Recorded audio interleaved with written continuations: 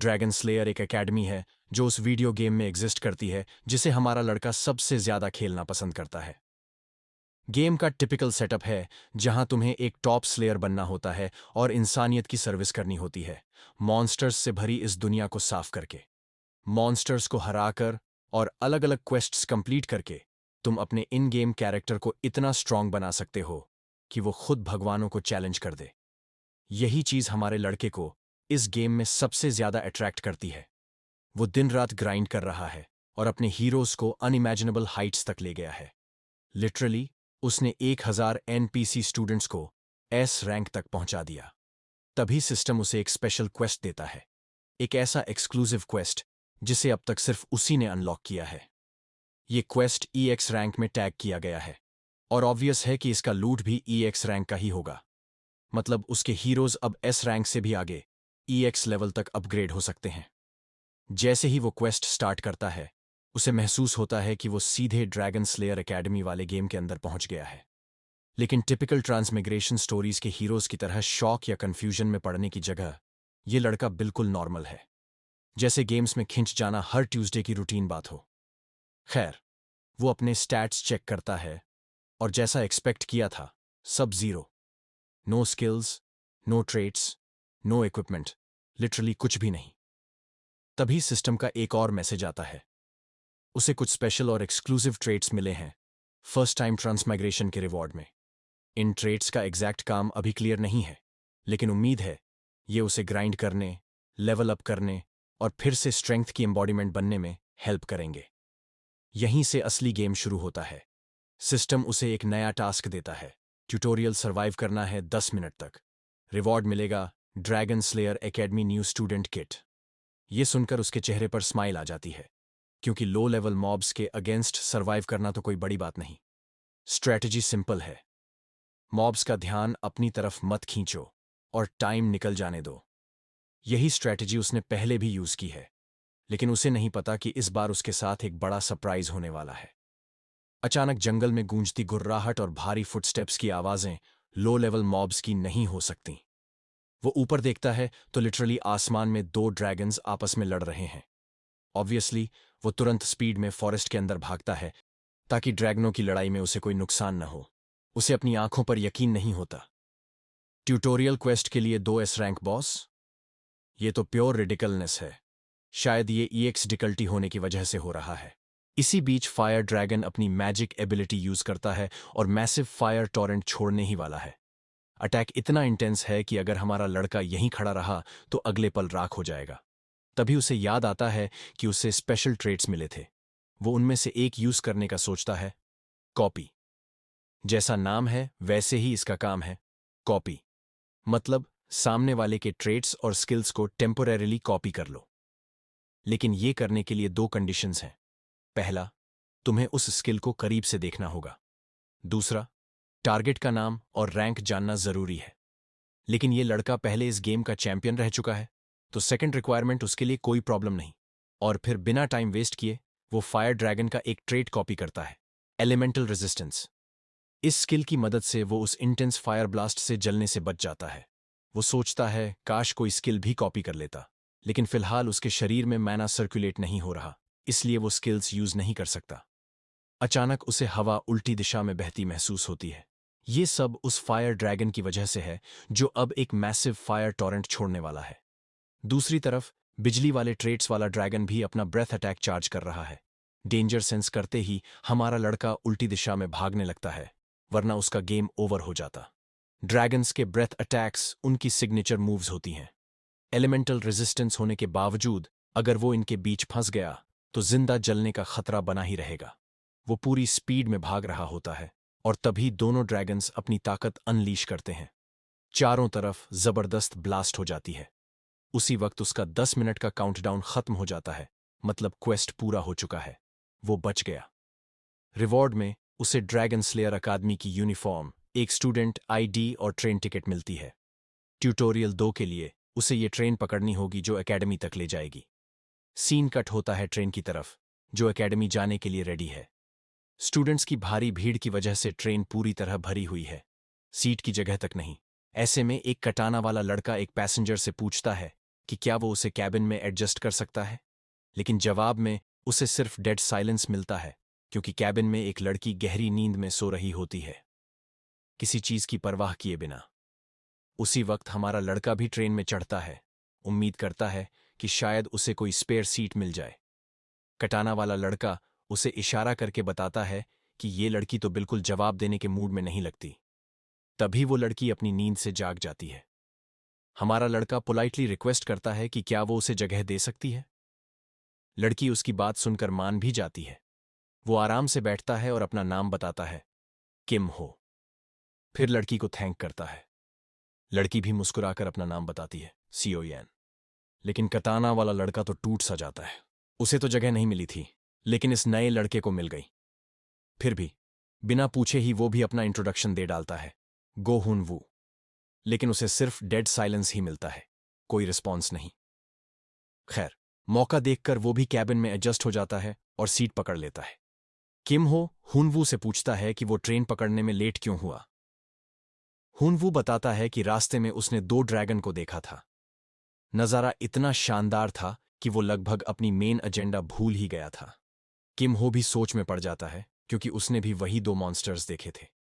लेकिन उसका एक्सपीरियंस बिल्कुल भी प्लेजेंट नहीं था, कुछ ऐसा जिसे वो याद भी नहीं करना चाहता। आखिरकार ट्रेन चलना शुरू होती है और ड्रैगन स्लेयर एकेडमी की ओर निकल पड़ती है। यही वो जगह है जहां हमारा लड़का हर बार अपने नए हीरोज को रेज करने आता था। उसे इस जगह के बारे में लिटरली सब कुछ पता है, अपनी हथेली की लकीरों की तरह। इसी वजह से वो ज्यादा एक्साइटेड भी नहीं है, क्योंकि उसे लगता है यहां एक्सप्लोर करने जैसा कुछ नया नहीं है। लेकिन जैसे ही वो ट्रेन में बैठा, उसे रियलाइज हुआ कि इस बार सब अलग है। उसके कैबिन के स्टूडेंट्स, बाकी कंपार्टमेंट्स के लोग, ट्रेन स्टाफ, इनमें से कोई भी उसे याद नहीं। ये रैंडम एनपीसीज नहीं हैं, सब बिल्कुल नए और अनफेमिलियर लोग हैं। गेम वाली दुनिया जैसी दिख रही है, लेकिन कास्ट पूरी तरह से अलग है। इसका मतलब ये भी है कि आगे आने वाले इवेंट्स और क्वेस्ट्स भी बदल चुके हैं। इसलिए गेम में चलते वक्त हमारा लड़का अब एक्स्ट्रा कॉशियस रहना चाहता है, क्योंकि उसे पता है अननोन चीजें सामने आ सकती हैं। फिलहाल उसके दिमाग में सबसे ज्यादा घूम रही चीज है उसके पास बैठी लड़की की ब्लैंक नजरें। असल में सीओयान के पास स्पेशल आईज हैं, जिनसे वो किसी भी इंसान को स्टैट्स और कॉम्प्रिहेंसिबल डेटा में बदल सकती है। मतलब किसी का भी डिटेल देख सकती है, ट्रेड्स, लेवल, ताकत, सब कुछ। जैसे अब भी वो कटाना वाले लड़के की पूरी जानकारी आसानी से देख पा रही है, और साफ दिख रहा है कि वो बस एक नॉर्मल लड़का है, एवरेज ट्रेड्स के साथ। लेकिन जब वो किम हो की तरफ देखती है तो शॉक हो जाती है। उसके स्टैट्स पूरी तरह इनकॉम्प्रिहेंसिबल हैं। चाहे जितनी देर वो घूर ले, उसे किम के स्ट्रेंथ या ट्रेड्स का कोई अंदाजा नहीं लग पा रहा। यही वजह है कि वो इतनी देर से उसे अजीब सी नजरों से देख रही है। उसे अपने मैनेजर की एडवाइस याद आती है, अगर कोई इंटरेस्टिंग लगे तो उसके करीब जाओ और फ्रेंडली बनो। इसी बात को ध्यान में रखते हुए वो अपना सूटकेस खोलती है, जिसमें कुछ इंपॉर्टेंट सामान और स्नैक्स रखे होते हैं। फ्रेंडली दिखने और करीब आने की कोशिश में वो किम को एक कुकी ऑफर करती है। किम थोड़ी देर के लिए हैरान रह जाता है। इतना अचानक गेस्ट्योर उसने एक्सपेक्ट नहीं किया था, लेकिन साफ है मना करना बदतमीजी होगी, इसलिए वो कुकी ले लेता है। माहौल हल्का करने के लिए कैजुअली पूछता है, ये तुमने खुद बेक की है? लड़की हाँ में जवाब देती है। अब समझ आया कि टेस्ट इतना एवरेज क्यों था। फिर किम का ध्यान कटाना वाले लड़के ह्यूनवू की तलवार पर जाता है। वो पूछता है कि ये लंबी सी तलवार क्यों ऐसे लपेट कर रखी हुई है। ह्यूनवू बहुत प्राइड के साथ बताता है कि ये उनके मार्शल सेक्ट की सेक्रेड रेलिक है, लेकिन अभी उसने क्वालिफाई नहीं किया है इसका सील तोड़ने के लिए, इसलिए फिलहाल ये बंद ही है। जब वो वर्दी बनेगा तब ये असली कटाना उसकी होगी। तब तक सब्स्टिट्यूट के तौर पर वो अपनी आयरन सोर्ड इस्तेमाल कर रहा है। इतना सब चल ही रहा था कि अचानक एक सुनहरे बालों वाला लड़का कैबिन में घुस आता है। उसका मूड बड़ा अपबीट है और चेहरे पर बड़ी स्माइल, जिससे कैबिन का पूरा वाइब बदल जाता है। वो भी जगह ढूंढते ढूंढते यहां आ गया, लेकिन किम को शुरू से ही ऐसे नॉइजी लोग पसंद नहीं, और ये वाला लड़का तो उसे एक्स्ट्रा शेडी लग रहा है। उसे साफ पता है कि ये बंदा सीट ढूंढने नहीं आया, कोई और मकसद है। किम उसके झूठ को सामने ला देता है तो वो थोड़ा ऑकवर्ड फील करता है। फिर अपने कोट से एक बिजनेस कार्ड निकालकर अपना इंट्रोडक्शन देता है, शिन ब्योंगचुल। वो बताता है कि वो क्लाइंट्स को एरेंड सर्विसेज और बाकी डेली लाइफ सर्विसेज देता है। सही दाम दो तो मैं तुम्हारे लिए कुछ भी ढूंढ सकता हूं, वो कॉन्फिडेंटली बोलता है। किम ओपनली स्केप्टिसिज्म दिखाता है, लेकिन ये स्नेक टाई वाला आदमी अपनी शेडी सर्विसेज को बढ़िया बताने की कोशिश करता रहता है।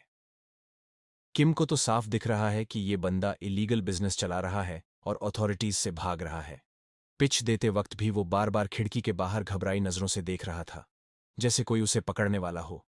जब किम ने उस पर डाउट डाला तो वो डिनाई करने लगा और भागने की कोशिश करने लगा। लेकिन अब बहुत देर हो चुकी थी। डिसिप्लिनरी कमिटी वहां पहुंच चुकी थी। डिसिप्लिनरी कमिटी ये कोई छोटी मोटी बॉडी नहीं है। ये खुद स्टूडेंट्स से बनी एक टीम है जो एकेडमी के अंदर लॉ और ऑर्डर मेंटेन करती है। और मजे की बात यह है कि एकेडमी में इनकी पावर सरकार से भी ज्यादा है। ये लोग आते ही अपनी अथॉरिटी दिखाने लगते हैं और डिमांड करते हैं कि ये शेडी बिजनेस वाला लड़का तुरंत अपना सारा इलीगल सामान सौंप दे।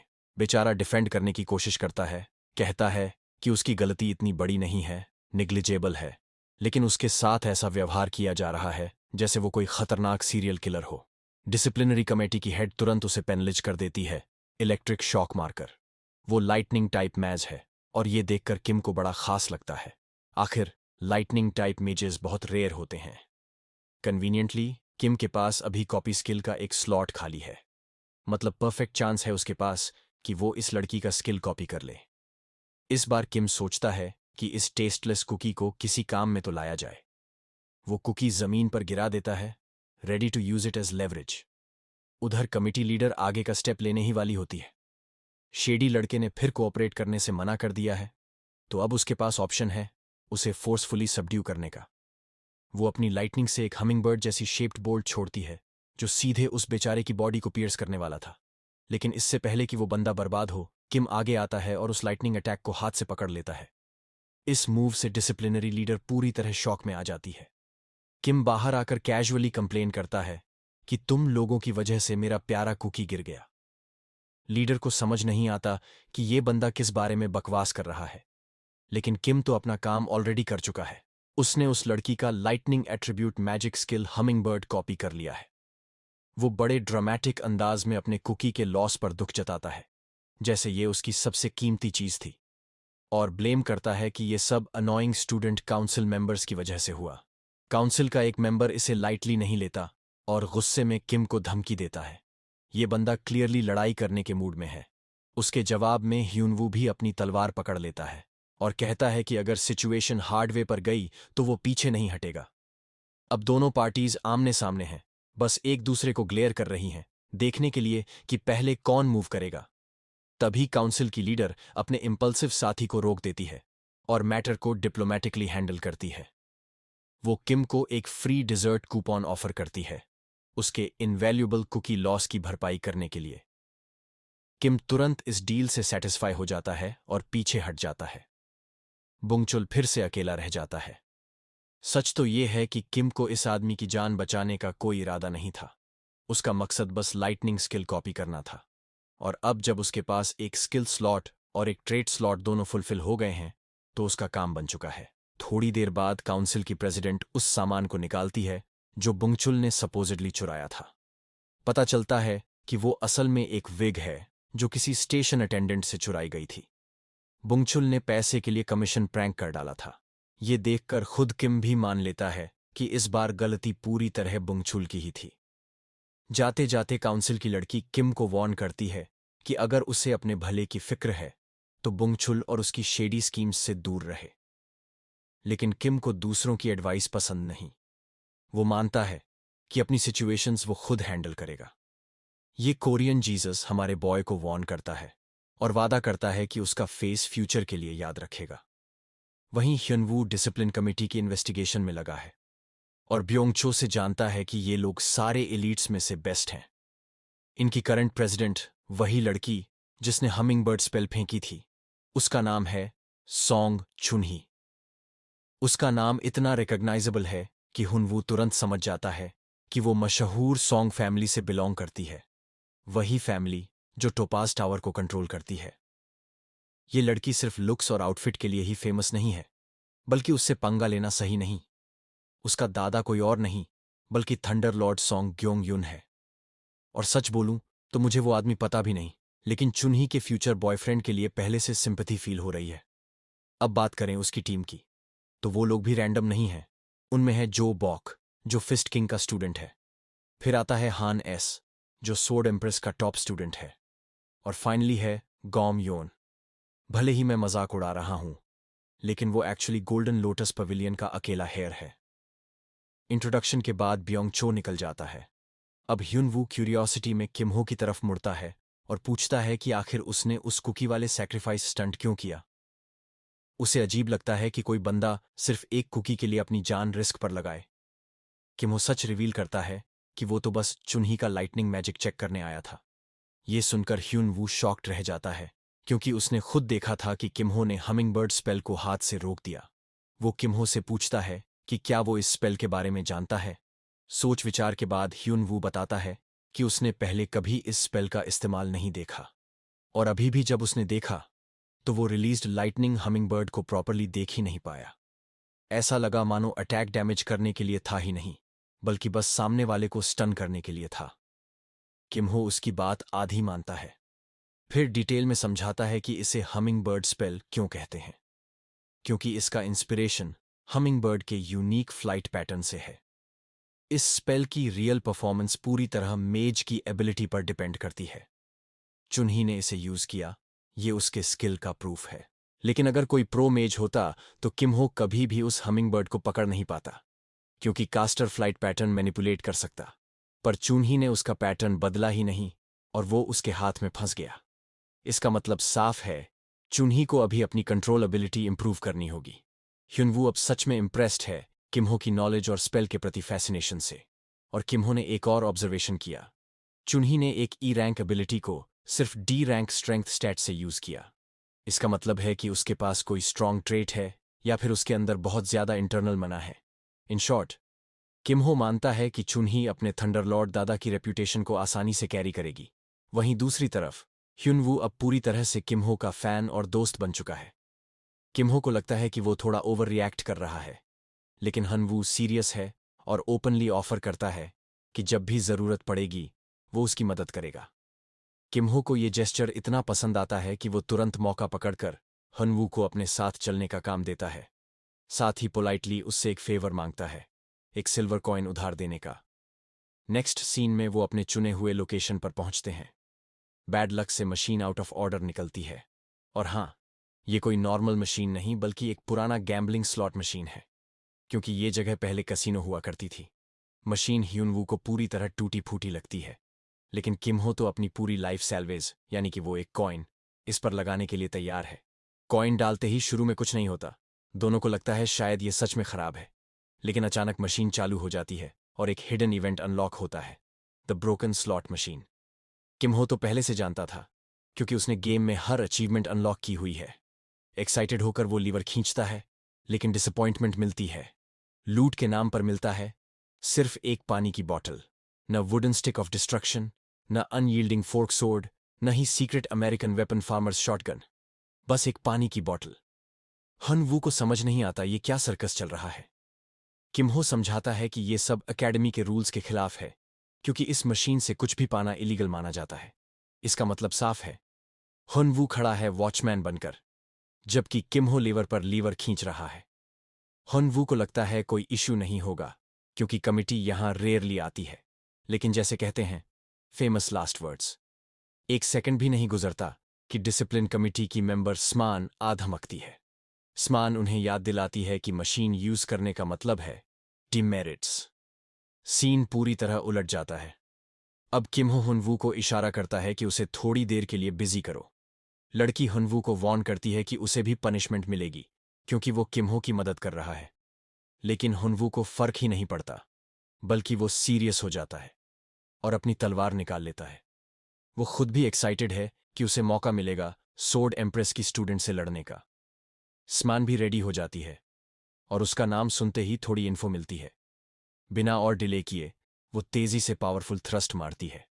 हनवू उसे ब्लॉक करता है और काउंटर करने की कोशिश करता है, लेकिन स्मान आसानी से इवेड कर जाती है।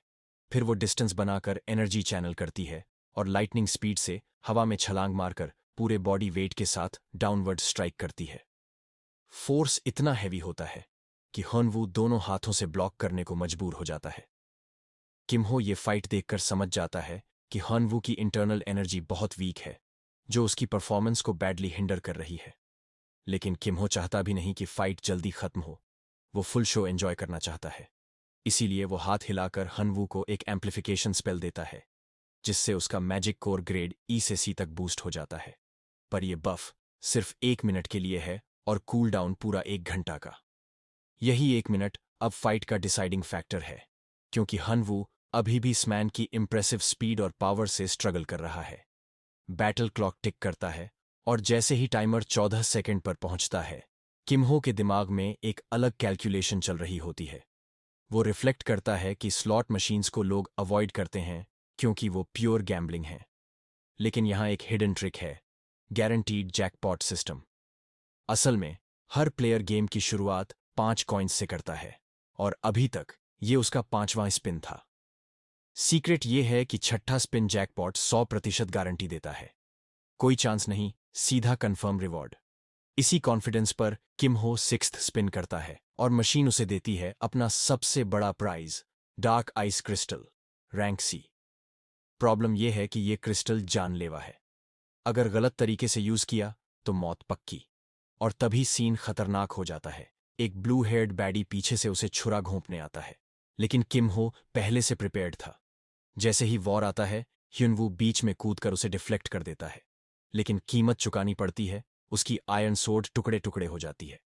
टाइमर खत्म हो जाता है और सबके शॉक में किम्हो बिना सोचे समझे डार्क आइस क्रिस्टल पी जाता है। वार्निंग क्लियरली लिखी थी, इंस्टेंट डेथ रिस्क, लेकिन ब्रो इग्नोर्स इट और क्रिस्टल को निगल जाता है। रिजल्ट, तुरंत उसका बॉडी फ्रीज होने लगता है, जैसे गोटी वाले जोफ्री की चोकिंग सीन। लेकिन यहां ट्विस्ट है, स्टेटस लगातार अप्लाई और रिमूव होता रहता है। फ्रीज, रिमूव, फ्रीज, रिमूव, एक एंडलेस लूप में फंस जाता है। और 1 सेकंड बाद किम्हो खड़ा हो जाता है, बिल्कुल नॉर्मल, जैसे कुछ हुआ ही ना हो। कमिटी मेंबर और ह्युनवू दोनों स्टंट रह जाते हैं। हुनवू नेचुरली पूछता है कि उसने अभी निगला क्या था। किम्हो कामली लाई करके कहता है, बस मना रिप्लेनिशिंग एलिक्सिर था, यानी फुल गैस लाइटिंग मोड। अब थोड़ा डिटेल में, छठा स्पिन का रिवॉर्ड, डार्क आइस क्रिस्टल, किसी भी बिगिनर के लिए मौत का फरमान है। इतना डेडली कि फिंगरनेल साइज पीस भी पूरे बॉडी को आइस स्टैच्यू बना सकता है। बेसिकली मेडुसा स्टाइल पेट्रिफिकेशन, लेकिन इस बार आप खुद को निगल कर खत्म कर रहे हो। तो किम्हो कैसे बच गया? आंसर है उसका एस रैंक एलिमेंटल रेजिस्टेंस, जो उसने ट्यूटोरियल क्वेस्ट में उस ड्रैगन से लिया था। उसी वजह से उसका शरीर फ्रीजेड स्टेटस को कभी अप्लाई, कभी रिमूव करता रहता है। Effectively freeze immunity. बोनस में उसे इमेंस एनर्जी भी मिलती है क्रिस्टल कंज्यूम करने के बाद। कमिटी मेंबर को संभालने के लिए उसने प्योर मैनिपुलेटर प्ले किया, फॉल्स एक्सप्लेनेशन और गैस लाइटिंग, जिससे उसने सिचुएशन को स्मूथ कर दिया। हूनवू भी ओवरऑल खुश रहता है। उसे मौका मिला अपनी स्किल्स को सोर्ड एम्प्रेस की स्टूडेंट के खिलाफ टेस्ट करने का। किम्हो भी उसे थैंक्स देता है, क्योंकि 6th स्पिन पुल करना उसके सपोर्ट के बिना पॉसिबल नहीं था। हनवू नेचुरली क्यूरियस होता है एम्प्लीफिकेशन स्पेल को लेकर, लेकिन किम्हो साफ बोल देता है कि ये वो एनी टाइम यूज नहीं कर सकता। और सच भी है, क्योंकि उसके पास 1 घंटे का कूल डाउन है। हुनवू भी मान लेता है कि इतनी पावरफुल एबिलिटी के अपने ड्रॉबैक्स होना ही चाहिए। मीनवाइल या ने, उनकी स्लीपी हेड कंपेनियन, पूरी कन्वर्सेशन को हाफ स्लीपी मोड में बेरली समझ पा रही है। हमारी तीनों का ट्रेन का सफर डंजन आइलैंड पहुंचते ही खत्म होता है। डंजन आइलैंड अपनी भारी संख्या में डंजन्स के लिए फेमस है और पहले ये क्रिमिनल्स की जगह हुआ करती थी, जहां कोई कानून नहीं चलता था। सब कुछ बदलता है जब पहला और लेजेंडरी ड्रैगन स्लेयर इस आइलैंड पर आता है। उसने पहले सारे क्रिमिनल्स को साफ कर दिया, फिर अकेले ही सभी डंजन्स कॉन्कर किए और अंत में इस आइलैंड पर एक सिटी बनाई। इसी सिटी की नींव पर बनी ड्रैगन स्लेयर एकेडमी, जहां एक्सेप्शनल वॉरियर्स को ट्रेन किया जाता है। इंस्टीट्यूशन पहुंचते ही ह्युनवू क्राउड देखकर अमेज्ड रह जाता है। हर तरफ स्टूडेंट्स भरे हुए हैं, अलग अलग बैकग्राउंड से आए हुए। अचानक ट्रियो का सामना होता है चुनही से, जो काउंसिल की लीडर है। वो किम्हो को अपने ऑफिस बुलाती है।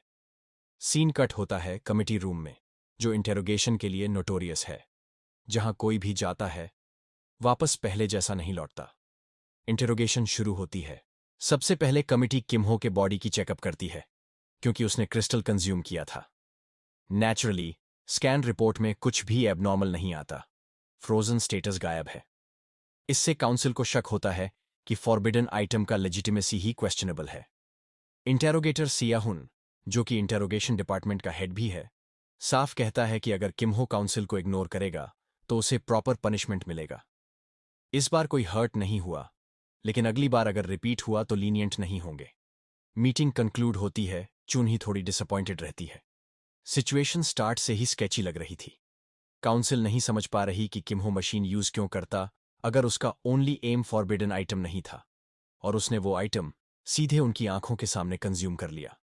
अंत में स्कैनर रिपोर्ट में कुछ भी नहीं आया। चुनही स्ट्रांगली बिलीव करती है कि किमहो ने कोई इलीगल स्किल एक्वायर किया है और सजेस्ट करती है कि मैग्नीफाइंग ग्लास से उसकी करंट स्किल्स चेक करें। सीहन अग्री करता है, लेकिन वार्निंग देता है कि अगर स्कैनर में कुछ भी नहीं आया तो मैग्नीफाइंग ग्लास मेथड ट्रिकी है। चुनही अपनी गलती समझकर अपोलोजाइज करती है और सीनियर उसे पेशेंस के साथ हैंडल करने की एडवाइस देता है। साथ ही एंट्रेंस सेरेमनी अटेंड करने की रिमाइंडर भी देता है, नहीं तो वो मिस कर देगी। नेक्स्ट सीन में किमहो वापस अपने ग्रुप में लौटता है, बाकी फ्रेशमैन के बीच। ट्यूटोरियल 3 पूरा हो गया, सेरेमनी में समय पर पहुंचकर। रिवॉर्ड में उसे कुछ सिल्वर कॉइन्स और वेपन सिलेक्शन टिकट मिलता है। रैंक ई का वेपन है, लेकिन कुछ न होने से बेहतर। कॉइन्स का नुकसान भी पार्शली कवर हो गया। एंट्रेंस सेरेमनी शुरू होती है, लेकिन इंप्रेशन एवरेज है। स्कूल का रिप्रेजेंटेटिव लो टियर जंकी लगता है, जो जैसे पैसे देकर बोलने के लिए रखा गया हो। असल में ये बंदा पहले मेन ड्रैगन स्लेयर स्क्वाड का लीडर था। प्राइम में फैंसी सोर्ड के साथ टॉप हीरो था। लुक्स में साधारण हो सकता है, लेकिन स्किल और रेप्यूटेशन अभी भी क्रैक्ड है। हास्यास्पद बात यह है कि ये प्रिंसिपल कुछ सेंट्स से रिजेक्ट भी हो चुका है, और कुछ लोगों का शक है कि हाल ही में भी ऐसा हुआ। अब समझ में आता है कि ये बंदा ऐसा क्यों दिखता है।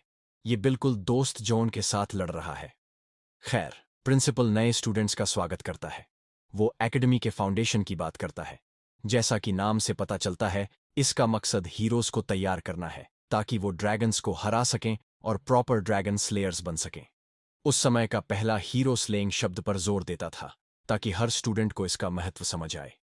किमहो समझता है कि ये वेलकमिंग अनाउंसमेंट है, लेकिन यार, वाईएपी सेशन इतना लंबा और बोरिंग है कि आधे स्टूडेंट्स सोने लगते हैं। हम शॉर्टकट लेते हैं। अनाउंसमेंट खत्म होता है। एक्साइटेड सिर्फ हनवू है, जो इसे मीनिंगफुल एक्सपीरियंस मानता है। नॉर्मल लोग, जैसे किमहो, इसे बिल्कुल भी नहीं सह सकते, लेकिन हनवू अपने पुराने मास्टर की रैंटिंग के कारण लंबी वाईएपी सेशंस का आदत डाल चुका है। सेरेमनी के दूसरे स्टेज में स्टूडेंट्स को अपडेटेड फॉरबिडन आइटम लिस्ट दिखाई जाती है। अगर कोई ऐसा आइटम पाया जाता है तो कॉन्सिक्वेंस फेस करने होंगे। इसके अलावा नए स्टूडेंट्स को डंगोनन के ग्राउंड लेवल में टेस्ट किया जाएगा, ताकि फ्यूचर में कोई रिस्क ना हो।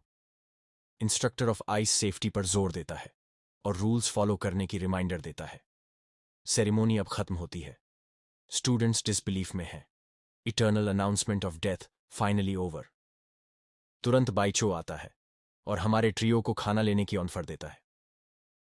लगता है उसने नया टैटू भी बनवा लिया है, शायद बैकग्राउंड की क्यूट बीस्ट को ऑफेंड किया।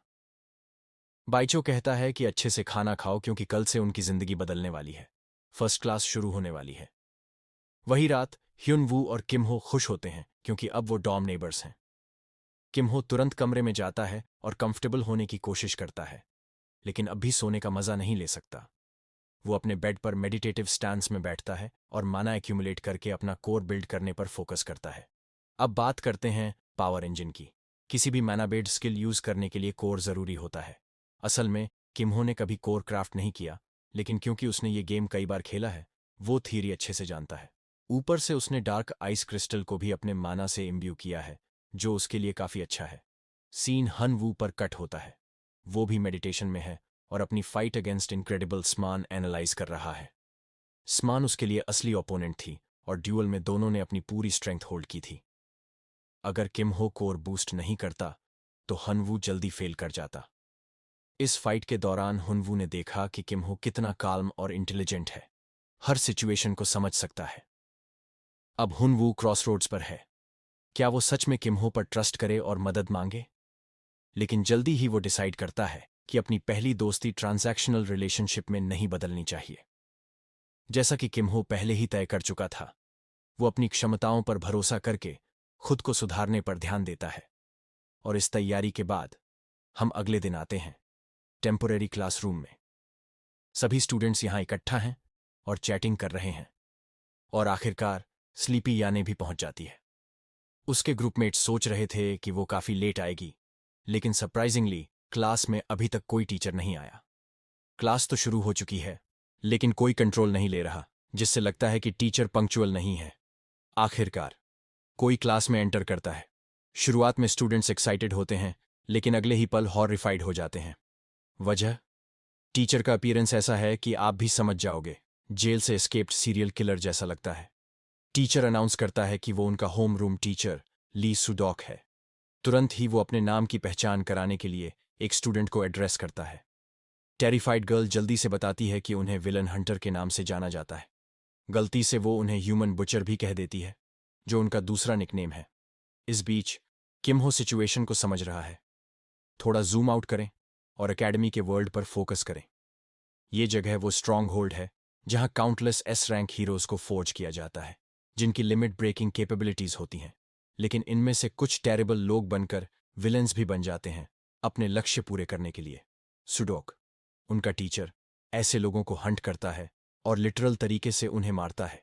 मतलब, ये आदमी ऑरा की डेफिनेशन है, एस रैंकर्स को सिर्फ स्पोर्ट के लिए बीट करता है। और यही वजह है कि उसका नाम नोटोरियस है, क्योंकि वो विलन्स को पकड़ने से ज्यादा मारता है। सुडुक साफ कर देता है कि वो टीचर बनना नहीं चाहता था और सिर्फ प्रिंसिपल की इंसिस्टेंस पर ही अप्लाई किया। ये वो आदमी है जिसके साथ कोई मैस नहीं करना चाहता और अपनी एग्जीक्यूशन में परफेक्ट माना जाता है। और इस टीचिंग टास्क में भी वो वही परफेक्शन मेंटेन करने वाला है। ब्रो इतना परफेक्शन हंग्री है कि वो सीधे स्टूडेंट्स को थ्रेटन करता है कि अगर वो उसके एग्जाम्स फेल करेंगे तो उनकी जान जा सकती है। हाँ, literal life on the line motivation. अपनी पहली क्लास शुरू करते हुए सुडॉक ग्रेडिंग सिस्टम एक्सप्लेन करता है। सबसे पहले written exam criteria 30% total score के लिए, फिर बिहेवियरल स्कोर 10% क्लीन रिकॉर्ड बनाए रखने के लिए। ये आसानी से 0% भी हो सकता है अगर स्टूडेंट्स केयरलेस हों। सुडोक सार्कास्टिकली कहता है कि वो हर स्टूडेंट पर नजर रखेगा ताकि कम से कम कुछ सर्वाइव कर जाए ग्रेजुएशन तक। फिर आते हैं प्रैक्टिकल एग्जाम्स, जिसमें 2 सेक्शंस हैं, डंजन क्वेस्ट्स और player versus player PVP matches. Students को डंजन्स कॉन्कर करने होंगे और फिर एक दूसरे के खिलाफ ड्यूल करना होगा। रैंकिंग क्राइटेरिया रिलेटिव है बाकी स्टूडेंट्स के परफॉर्मेंस के हिसाब से। संक्षेप में 3 सेक्शंस मिलाकर 90% और एटीट्यूड सेक्शन 10%, टोटल एवैल्यूएशन 100% होती है। स्कोरिंग क्राइटेरिया तय होने के बाद सुडोक बिना समय गंवाए फ्रेशमैन को अरीना ले जाता है। वहां पहले से ही कई मैचेस चल रहे हैं। याद करें ब्युंग छूल की एक्साइटमेंट, कल वही प्लेयर मैचेस हैं। Rules time to time change होते रहते हैं। इस स्पेसिफिक इवेंट में रूल क्लासिफाइड है डेथ मैच, लेकिन लिटरल डेथ नहीं। मतलब ड्यूअल तब तक चलता है जब तक किसी का हेल्थ बार 0 न हो या वो फाइट कंटिन्यू न कर सके। स्टूडेंट्स सरेंडर भी कर सकते हैं। हर बैटल की टोटल टाइम लिमिट 5 मिनट है। जैसा कि मैच आगे बढ़ता है, अगर दोनों फाइटर्स तय समय में ड्यूल को रिजॉल्व नहीं कर पाते तो मैच या तो ड्रॉ में समाप्त होता है या फिर जज के निर्णय से। बुंगचुल आगे बताता है कि पार्टिसिपेंट्स को 3 रैंडम ओपोनेंट्स के खिलाफ लड़ना होगा। हर जीत पर 300 पॉइंट्स मिलेंगे। लेकिन हारने या ड्रॉ होने का क्या? किम हो तुरंत क्लैरिफाई करता है कि कोई नेगेटिव मार्किंग नहीं है, लेकिन पार्टिसिपेशन रिवॉर्ड भी नहीं मिलेगा।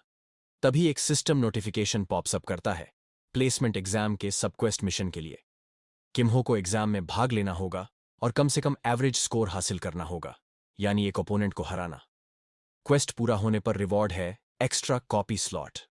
किम्हो के हिसाब से ये आसान है, क्योंकि एक विक्ट्री और एवरेज डंजन कॉन्क्वेस्ट स्कोर हासिल करना मुश्किल नहीं। लेकिन उससे भी ज्यादा महत्वपूर्ण है ये मौका कि वो अन्य स्टूडेंट्स के स्किल्स और ट्रेट्स देख सके। एक्सेप्शनल टैलेंट उसे फ्यूचर में एक्स लेवल हीरोज बनाने में मदद कर सकता है। ट्रेट्स और स्किल्स कॉपी करना भी उसके एडवांटेज में आएगा। कुछ ही मोमेंट्स बाद अनाउंसर किम हो और उसके ओपोनेंट का नाम बुलाता है। किम हो तुरंत देखता है। ओपोनेंट है स्कारलेट हेयर्ड यनवा, रूबी टावर की रिप्रेजेंटेटिव, स्पेशलाइजिंग इन flame magic. High damage fire power की वजह से किम हो पहले भी इनको पसंद करता था, लेकिन यनवा थोड़ी डिसअपॉइंटेड है क्योंकि उसका ओपोनेंट 0 रेप्यूटेशन वाला है। उसने देखा कि किम्हो का स्टाफ सिर्फ एक पैथेटिक ई रैंक अर्थ स्टॉफ है जो उसके लिए लगभग अपमानजनक लगता है। इससे यनवा कंक्लूड करती है कि ओपोनेंट एमरल्ड टावर से नहीं है और अर्थ विशेषज्ञ भी नहीं है। वो सोचती है कि शायद वो सपोर्ट मैजिक के लिए स्टाफ इस्तेमाल करेगा। जैसे ही फाइट शुरू होती है, यनवा सोचती है कि किम्हो एक सपोर्ट कास्टर है और पावरफुल कंबस्शन स्किल कास्ट करती है, सोचते हुए कि लड़ाई एक ही मूव में खत्म हो जाएगी। लेकिन स्मोक क्लियर होने पर किम्हो का हेल्थ पूरी तरह इंटैक्ट रहता है। यनवा चौंक जाती है। कंफ्यूज्ड होकर किम्हो की तरफ देखते हुए वो सोचती है कि ओपोनेंट ने शायद डिस्पेल एबिलिटी डिप्लॉय की होगी। अब वो टैक्टिक बदलती है और डिस्पेल अनब्लॉकेबल स्पेल कास्ट करती है। एक कॉलम ऑफ एक्सप्लोसिव फ्लेम्स उसके चारों ओर। मिसस्टेप किम्हो के लिए लीथल हो सकता था, लेकिन किम्हो कंप्लीटली अनअफेक्टेड रहता है। यनवा फ्रस्ट्रेटेड होकर तीसरी एबिलिटी कास्ट करती है, fire pillar, aimed at Kimho's head. Firestorm crowd को शॉक करती है और उसे रूबी टावर का ताकतवर रिप्रेजेंटेटिव दिखाती है। लेकिन वंस अगेन किम्हो मैजेस्टिकली अनहार्म्ड खड़ा रहता है। इस पॉइंट पर ऑडियंस और ओपोनेंट दोनों ही रियलाइज कर लेते हैं कि किम्हो की क्षमता सामान्य तरीके से मेजर नहीं की जा सकती। सारा समय यानवा अपनी रूबी टावर की स्पेल्स पर भरोसा कर रही थी, लेकिन किम्हो के हेल्थ पर एक भी अटैक असर नहीं कर रही थी। अब हमारी तरफ से किम्हो फाइनली अपनी चाल चलता है। वो डिप्लॉय करता है वही हमिंगबर्ड लाइटनिंग टेक्निक जो उसने चुन्ही से सीखी थी। यनवा बिल्कुल तैयार नहीं थी कि सपोर्ट टाइप मेज लाइटनिंग अटैक इस्तेमाल करेगा। पहले वो हमिंगबर्ड को इवेड कर पाती है, लेकिन किम्हो स्किलफुली उसका ट्रजेक्टरी बदल देता है और उसे पीठ से स्ट्राइक करता है। हाँ, उसने उसे लाइटनिंग चार्ज बैकशॉट दिया। घुटनों के बल झुकी यनवा पैरालिसिस इफेक्ट के कारण लड़ाई हार मान लेती है। किम्हो तुरंत ड्यूल को एंड करने का सुझाव देता है, क्योंकि अगर यनवा अपनी पूरी आर्सनल दिखा दे तो अगले मैचेस में उसे मुश्किल होगी। क्राउड पूरी तरह शॉक्ड हो जाता है। उनकी एक्सपेक्टेशंस पूरी तरह उलट दी गई। किम्हो ध्यान रखता है कि पहली फाइट में इतना अटेंशन मिल गया, इसलिए अब वो कॉशियस रहने वाला है। हास्यपूर्ण बात यह कि अगली फाइट के लिए उसे तुरंत बुला लिया जाता है, कोई रेस्ट नहीं। इस बार उसका ओपोनेंट है चुन्ही, वही स्टाइलिश बैडी और डिसिप्लिनरी कमिटी की हेड। वो अपनी ऑरा फ्लेक्स करती है और किम्हो के साथ अपना इश्यू सॉल्व करना चाहती है। किम्हो सिर्फ उसे परेशान करने के लिए फाइट से फॉरफिट कर देता है। सुडॉक बैफल्ड है, लेकिन किम्हो कहता है कि वो अब लड़ने की स्टेट में नहीं है। एग्जाम स्कोर बढ़ाने के लिए टीचर सजेस्ट करता है, लेकिन किम्हो को कोई फर्क नहीं पड़ता। उसने अपना डिजायर्ड विक्ट्री ऑलरेडी हासिल कर लिया है। वो अपनी थर्ड फाइट भी कंप्लीट फॉरफिट कर देता है, जिससे चुन्ही और भी नाराज होती है। वो उसे वीक हार्टेड और पैथेटिक कहती है। ग्रैंडफादर थंडरलॉर्ड के रिजॉल्व की तुलना में किम्हो को इससे फर्क नहीं पड़ता और वो चुपचाप वॉक अवे करता है, चुन्ही को विन दे देता है। निकटता में वो चुन्ही से अपनी डिजर्ट कूपन भेजने के लिए सार्कास्टिकली कहता है, जिससे चुन्ही की नाराजगी और बढ़ जाती है। अब यंग जी होंग अरीना में आता है, expecting fair fight against someone from topaz tower, लेकिन उसे नहीं पता कि वो लेडी लाइटनिंग के सामने आया है। परिणाम, चुन्ही ज़्यूस स्टाइल लाइटनिंग स्ट्राइक से उसका बॉडी ओब्लिटरेट कर देती है।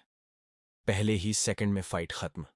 उसके ओपोनेंट के शरीर पर बर्न्स चुन्ही की टेरिफाइंग ऑरा और बढ़ाते हैं। बुंगच के नज़र में किम्हो ने एक्सीलेंट डिसीजन लिया कि उसने चुन्ही से फाइट करने की कोशिश नहीं की। चुन्ही उसे बॉम्बास्टिक साइड आई से घूरती है, जिसे ब्युंग छोलो भी नोटिस करता है। किम्हो को कोई फर्क नहीं पड़ता, वो बस इम्प्रेस्ड है चुन्ही की फ्लैशी डेब्यू और थंडर लॉर्ड की ग्रैंड डॉटर होने के कारण। दूसरी तरफ ऑडियंस किम्हो के सेकंड और थर्ड फाइट फॉरफिट से काफी नाराज है। उन्हें लगता है कि यानवा के खिलाफ उसकी जीत बस डम लक की वजह से हुई थी, और यही परसेप्शन किम्हो चाहता था कि लोग उसे अंडर एस्टिमेट करें। आमतौर पर ऐसा शिट टॉकिंग बुरा होता है, लेकिन उसके केस में ये पॉजिटिव साबित हो रहा है। इसी बीच चुन्ही तीसरे और फाइनल फाइट के लिए तैयार होती है। इस बार उसका ओपोनेंट है सीओ याइन, जिसे लोग कोरियन जॉन विक की बेटी के नाम से जानते हैं। यांग एक गन ड्यूलिस्ट है जो टिपिकल मेज के खिलाफ अलग एडवांटेज रखती है। ऑडियंस सोचने लगता है कि शायद चुन्ही इस ड्यूल में हार जाए, लेकिन किम्हो जानता है कि अभी कुछ भी निश्चित नहीं है। और मजे के लिए किम्हो 5 सिल्वर कॉइन की शर्त लगाता है कि जीत कौन पाएगा। बियोंग चूल, जो हमेशा ग्रीडी रहता है, तुरंत एक्सेप्ट कर लेता है। फाइट शुरू होती है। याने अपने एम्पलीफाइड बुलेट्स से अटैक करती है। चुन्ही आसानी से बुलेट्स ब्लॉक कर देती है क्योंकि उसका माना पूल एक्सेप्शनल है। इसके बाद चुन्ही न्यूमरस हमिंगबर्ड स्पेल्स समन करती है जो येन की ओर एडवांस होती हैं। गनर दोनों बर्ड्स इवेड कर लेती है, लेकिन चुन्ही उन्हें ट्रेजेक्टरी बदलने और पीछे से अटैक करने का कमांड देती है। पहली बर्ड यानी के फेस को स्वाइप करती है, उसे स्टन कर देती है और गिरा देती है, लेकिन डायरेक्ट हिट नहीं था। किमहो कहता है कि इससे याइन की मूवमेंट स्लो हो गई। पहली बर्ड के इलेक्ट्रोक्यूट करने के बाद याइन अगली अटैक डॉज नहीं कर पाएगी। सब कुछ किमहो की प्रिडिक्शन के मुताबिक चल रहा है और चुन्ही की जीत दिखाई दे रही है। लेकिन फिर सरप्राइज एलिमेंट आता है। याइन एक स्मोक ग्रेनेड फेंकती है जिससे चुन्ही की विजन ब्लॉक हो जाती है। ये टैक्टिक किमहो के लिए सरप्राइजिंग है क्योंकि कोई भी और ग्रेनेड चुन्ही पर काम नहीं करता। स्मोक में चुन्ही ब्लाइंड हो जाती है और याइन अपना एडवांटेज हासिल कर लेती है। गनर एक परफेक्ट शॉट लगाती है चुन्ही की बैक पर। पहली नज़र में लगता है कि अटैक हिट हुआ, लेकिन चुन्ही ने लास्ट मोमेंट में डिफेंसिव बैरियर कास्ट कर लिया। फिर भी चुन्ही इस सिचुएशन में ग्रेव डेंजर में है और यैन नेक्स्ट शॉट के लिए पोजीशन लेती है। बिजोंग चो नोटिस करता है कि यैन शायद मिलियनेयर की बेटी है क्योंकि वो इनविजिबिलिटी क्लोक और एपिक राइफल इस्तेमाल कर रही है। राइफल का एक शॉट इतना थ्रेटनिंग है कि चूही केवल कुछ इंच डॉज कर पाती है। इस पॉइंट पर दोनों की हेल्थ बार्स लगभग बराबर हैं और फाइट का आधा समय गुजर चुका है। चुन्ही अब अपने स्ट्रैटेजी के साथ काउंटर प्रिपेयर कर रही है क्योंकि इनविजिबिलिटी क्लोक के कारण उसे अपोनेंट का एग्जैक्ट पोजीशन पता नहीं चल रहा है। चुन्ही की बैरियर ने उसे याने के माना बुलेट की एग्जैक्ट ट्रेजेक्टरी ट्रैक करने में मदद की। इस छोटी सी टाइम विंडो में डिटरमिन्ड लाइटनिंग मेज ने ग्राउंड इलेक्ट्रिसिटी वेव अनलीश किया जो यान की ओर बढ़ा और उसे जंप करने पर मजबूर किया। यद्यपि याने ने इनिशियल अटैक एस्केप कर लिया, चुन्ही ने उसे लॉक कर लिया था जिससे अगली अटैक से बच पाना मुश्किल हो गया। हमिंगबर्ड स्पेल तेजी से याने तक पहुंचा और उसे स्टन कर दिया। लेकिन दुर्भाग्य से चुन्ही के लिए यह मोमेंट तब आया जब फाइट का समय पूरा हो गया। याने जमीन पर गिर गई। चुन्ही की तुलना में हेल्थ कम थी, लेकिन टाइम लिमिट की वजह से फाइट ओवर हो गया। बुंगचुल शॉक्ड था, जबकि किमहो अनसरप्राइज्ड था क्योंकि उसने चुन्ही की स्किल देखी थी और कॉन्फिडेंटली कह सकता था कि कोई उसे डायरेक्ट फाइट में हरा नहीं सकता। चुन्ही की हायर हेल्थ के कारण उसे विक्टर डिक्लेयर किया गया। बेट के मामले में बोंगचुल हार गया और कॉइन्स सरेंडर कर दिए, लेकिन जल्दी से पैसे वापस पाने के लिए नया बेट लगाना चाहता था। किमहो ने मना कर दिया क्योंकि उसने समझ लिया कि यह लड़का गैम्बलिंग एडिक्ट है। इसी अरीना में ह्युनवू अपना ओपोनेंट फिस्ट किंग के डिसाइपल जो बी से फेस ऑफ करने आया। किमहो ने बेट एक्सेप्ट किया और कहा कि फिस्ट किंग का डिसाइपल लाइकली जीतेगा। बाई चो को लगा किमहो अपने दोस्तों के प्रति रूथलेस है, लेकिन किमहो केवल फैक्ट्स बता रहा था। ह्युनवू जानता था कि उसके फ्रेंड उसे देख रहा है। उसने अपना आयरन सोर्ड अनशेथ किया, लेकिन ओपोनेंट ने सोचा कि वह पीछे के ब्लेड का यूज क्यों नहीं कर रहा। ह्युनवू बताता है कि फिलहाल वह इसके लिए अनफिट है। फिस्ट किंग का डिसाइपल 100% एफर्ट के साथ अटैक करने को तैयार है। बैटल किक ऑफ होता है। जो भी अपने फर्स्ट स्लैश को इवेड कर फायरी पंच डिलीवर करता है। ह्युनवू फुल फोर्स ब्लॉक करता है, लेकिन इम्पैक्ट से उसका बॉडी फ्लाइंग हो जाता है। क्रिटिकल सिचुएशन समझते हुए ह्युनवू रियलाइजेस करता है कि नॉर्मल अटैक्स से फाइट सर्वाइव नहीं होगी। जो भी एक और एनहांस्ड स्ट्राइक के लिए लॉन्च करता है, जबकि Hyunwoo clear rim sword technique deploy करने की कोशिश करता है। क्लैश में ह्युनवू की आयरन सोर्ड शैटर हो जाती है। वेपन आउट ऑफ कमीशन होने के बाद सोर्ड्समैन तुरंत डिफीट एक्सेप्ट करता है। हालांकि उसने ओपोनेंट की शोल्डर पर स्मॉल कट छोड़ दी जो अगली एनकाउंटर के लिए टीज है। फाइट किमहो की प्रिडिक्शन के मुताबिक एंड हुई क्योंकि ह्युनवू के स्किल लेवल के लिए आयरन सोर्ड वीक वेपन साबित हुई।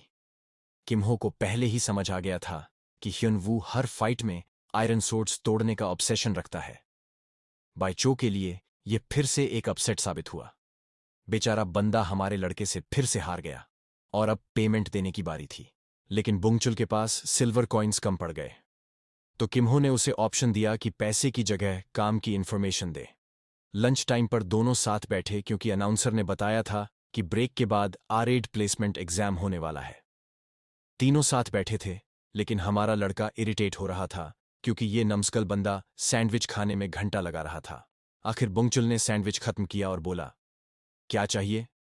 तो किम्हो ने पूछा कि चारों फैक्शंस के टॉप परफॉर्मर्स कौन हैं। बोंगचुल को लगा ये इन्फो कोई बड़ी बात नहीं है, तो उसने शेयर कर दी। अब सुनो फैक्शंस का सीन। 1. मोर्म अलायंस। इसे कमांड करता है सोर्ड सेंट का पोता मोयोंग जून। 2. Magic tower society. Ruby tower की प्रतिनिधि होंग यनवा इसको लीड करती है। हाँ, वही यनवा जो हमारे लड़के के हाथों हार गई थी। असल में अपनी सोसाइटी की स्ट्रांग मेंबर है। 3. Guild federation. इसे ड्रूइड पार्क नारी कंट्रोल करती है, जो अपने टाइगर स्ट्राइप्ड कैट की वजह से फेमस है। और सुनने में आया है कि उसके गिल्ड में एक ऐसा मेंबर भी है जो अपनी असली ताकत छुपा रहा है। 4. Nights order. इसको रिप्रेजेंट करता है स्वॉर्ड मास्टर का बेटा ली सियोंग ह्यून। ये लाइनअप सुनकर लगा जैसे 4 अलग अलग मनहवा वर्ल्ड्स को एक ही स्कूल में डाल दिया गया हो। तभी उन्हें याद आया कि हनवू कहीं दिख ही नहीं रहा। जुंग छो को क्लब प्रेसिडेंट की याद आई और वो टेंशन में भाग गया। अब किम्हो अकेला रह गया याने के साथ। असल में किम्हो को लगता है कि ये लड़की काफी आइसोलेटेड है और उसके लिए थोड़ा फील करता है। तो उसने बात शुरू करने के लिए कुकीज का जिक्र किया जो याने ने पहले उसे दी थी। उसने बोला कि चुन्ही ने उसे कूपन दिया था और वो उसे ट्रीट देना चाहता है।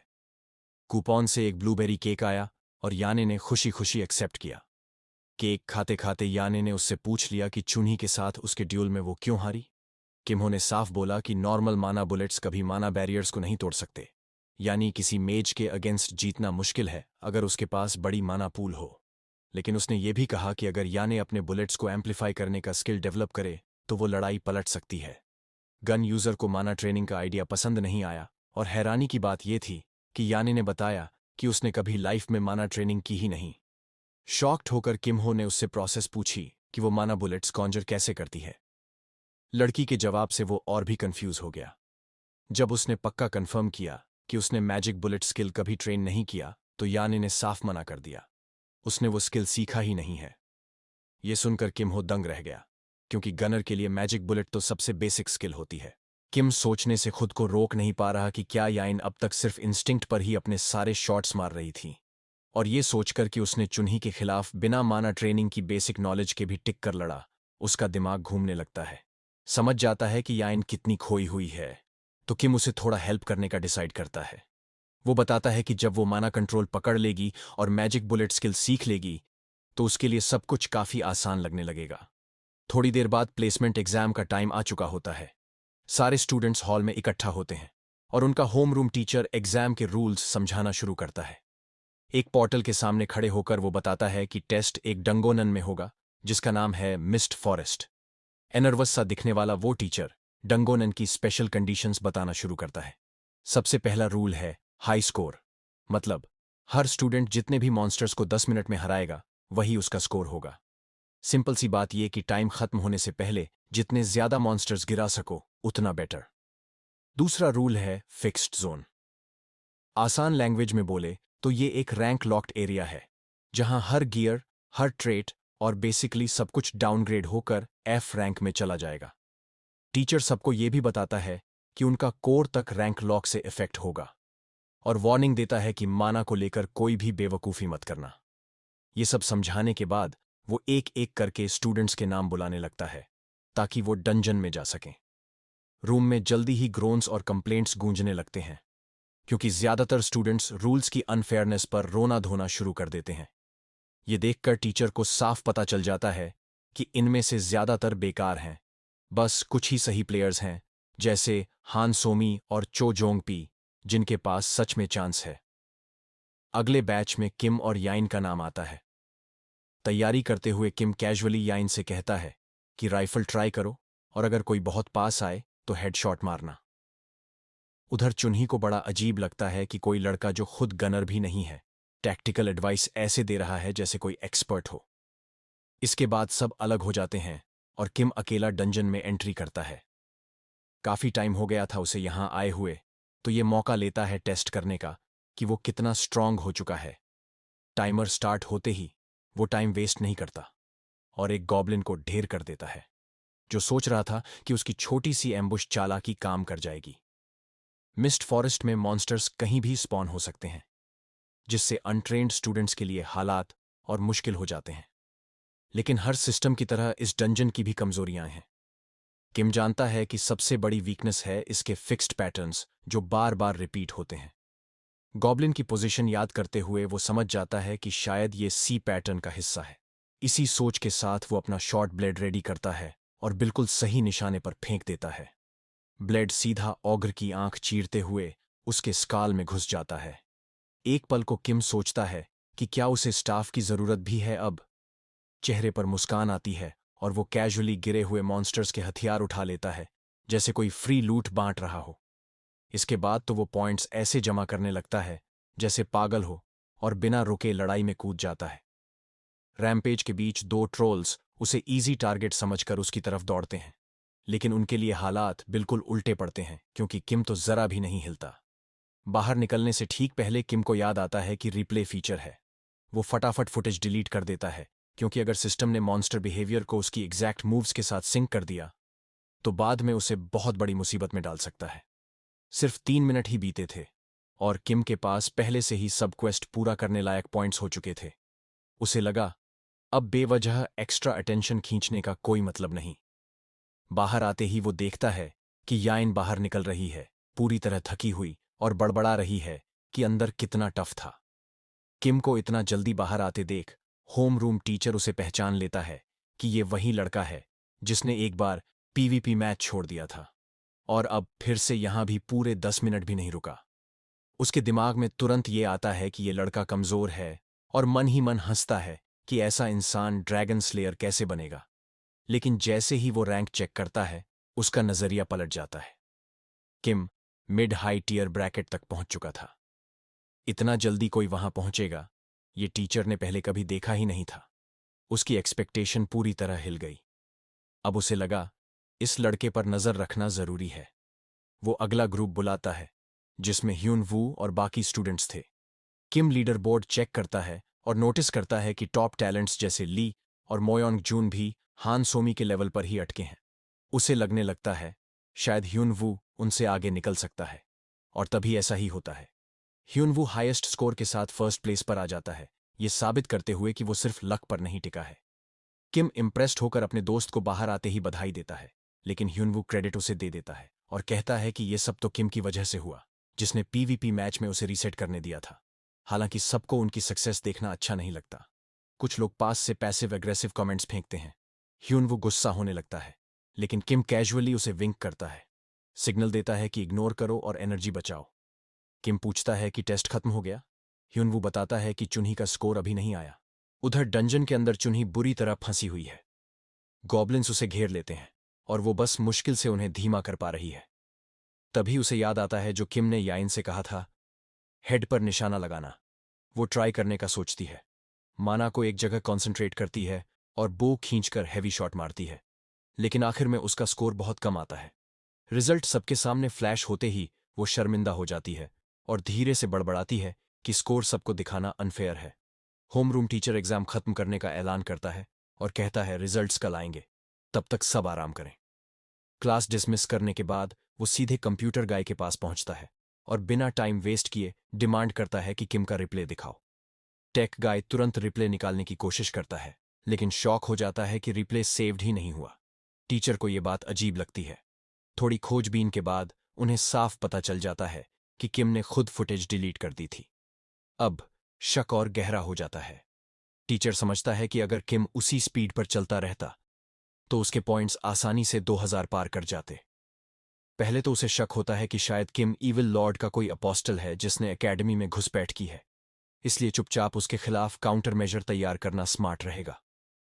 फोर आइज पूछता है कि क्या केस प्रिंसिपल को रिपोर्ट कर दें, लेकिन होम रूम टीचर डिसाइड करता है कि पहले ऑब्जर्व करेंगे। अगर पक्का सबूत के बिना एक्शन लिया तो किम अंडरग्राउंड चला जाएगा और पकड़ना और मुश्किल होगा। जैसे ही वो जाता है, ली अपने आप में सोचता है, अगर किम सच में इम्पोस्टर है तो जल्दी ही अपना असली रंग दिखा देगा। इधर कैफेटेरिया में किम, ह्यूनवू और याइन कॉफी लेते हैं। तीनों साथ बैठे हैं ताकि उस कंफ्यूजिंग बुकलेट को समझ सकें। कॉफी पीते पीते किम ह्यूनवू से कहता है कि अपना स्टूडेंट आईडी निकालो और पॉइंट्स चेक करो। वो समझाता है कि आईडी पर दिख रहे नंबर्स बेसिकली एकेडमी में करेंसी की तरह काम करते हैं। और पॉइंट्स अर्न करने का तरीका है डंजन क्वेस्ट्स पूरा करना, जैसा बुकलेट में लिखा है। और ये पॉइंट्स सिर्फ सामान या सर्विसेज खरीदने के लिए ही नहीं, बल्कि रिकॉर्डिंग्स खरीदने के लिए भी काम आते हैं। स्टूडेंट्स डंजन से बाहर निकलने से पहले दूसरों के रिप्लेस तक एक्सेस ले सकते हैं। किम एग्जाम्पल दिखाते हुए 100 पॉइंट्स देकर स्मैन का रिप्ले खरीदता है। ब्लू हेयर्ड लड़की की रिकॉर्डिंग इतनी इजीली अवेलेबल देखकर ह्यूनवू हैरान रह जाता है। किम कहता है कि ह्यूनवू का सॉलिड स्कोर है तो उसका रिप्ले भी बहुत पॉइंट्स में बिकेगा, और वही होता है। ह्यूनवू देखता है कि उसका डंजन रिप्ले लोग खरीद रहे हैं और उसे 300 पॉइंट्स मिल जाते हैं, लेकिन तुरंत ही उसे समझ आता है कि ये एक्चुअली खराब भी है, क्योंकि अब बाकी स्टूडेंट्स उसकी फाइट एनालाइज करके उसकी कमजोरी जान लेंगे। किम उसे समझाता है कि डंजन के स्पेशल रूल्स की वजह से इस बार वो बच गया, लेकिन जल्द सबको पता चल जाएगा कि उसकी कोर काफी कमजोर है। फिर भी पॉइंट्स की वैल्यू इतनी ज्यादा है कि ये गेमिंग वर्थ है। इसके बाद किम उसे एक सीक्रेट बताता है। एकेडमी में एक स्पेशल ट्रेनिंग रूम है जहां माना बहुत डेंस है, और वहां कल्टीवेशन और ग्रोथ नॉर्मल से कई गुना तेज होती है। ये सुनकर ह्यूनवू लिटरली अपनी चेयर से उठ खड़ा होता है, लेकिन किम तुरंत उसे काम करता है और बताता है कि वहां एंट्री बहुत स्ट्रिक्ट है। ह्यूनवू गेस करता है कि एंट्री बहुत महंगी होगी। किम कंफर्म करता है कि सिर्फ 6 घंटे के लिए ही 500 पॉइंट्स लगते हैं। ह्यूनवू तुरंत समझ जाता है कि अगर वो रोज वहां जाने लगे तो सड़कों पर होमलेस लोगों से भी ज्यादा कंगाल हो जाएगा। वो पूछता है कोई और तरीका है क्या, तो किम एक्साइटेड होकर बताता है कि सीजन पास लिया जा सकता है जो टॉप क्लब्स को मिलता है। मतलब किसी बड़े क्लब से स्पॉट छीनना होगा, जैसे कि मोयोंग जून के सोर्ड्समैनशिप क्लब से, जो प्रैक्टिकली नामुमकिन लगता है। ह्यूनवू तुरंत हार मान लेता है, लेकिन किम स्लाई स्माइल के साथ कहता है कि वो उसके लिए सीजन पास का जुगाड़ करेगा, बस एक फेवर के बदले। फेवर ये कि जब ह्यूनवू स्ट्रांग हो जाए तो डीप डंजन में उतरे। वो एक्सप्लेन करता है कि डीप डंजन मिस्ट फॉरेस्ट से कई गुना ज्यादा डेंजरस है। बिना सोचे ह्यूनवू तुरंत हाँ कर देता है और कहता है कि उसमें वॉरियर स्पिरिट है, तो डाउट की कोई बात नहीं। ये सुनकर किम उसे ग्राइंड करने के लिए कहता है और वादा करता है कि 2 हफ्तों में किसी तरह उसे सीजन पास दिला देगा। इसके बाद किम वर्कशॉप में एक और डील करने जाता है। अंदर एक बंदा अंधेरे में काम कर रहा था, जो उसे देखकर पूछता है किस काम से आया है। किम पोलाइटली ग्रीट करता है और कहता है कि वो मैजिक इंजीनियरिंग क्लब ज्वाइन करना चाहता है। सीनियर पूछता है कि सीधे वर्कशॉप 4 में क्यों आया, वर्कशॉप 1 क्यों नहीं गया। किम बताता है कि वर्कशॉप 1 के लोगों ने ही उसे यहां भेजा था। ये सुनकर सीनियर इरिटेट हो जाता है। वो साफ बोलता है कि जो चाहिए वो बोलो और निकलो, टाइम वेस्ट मत करो।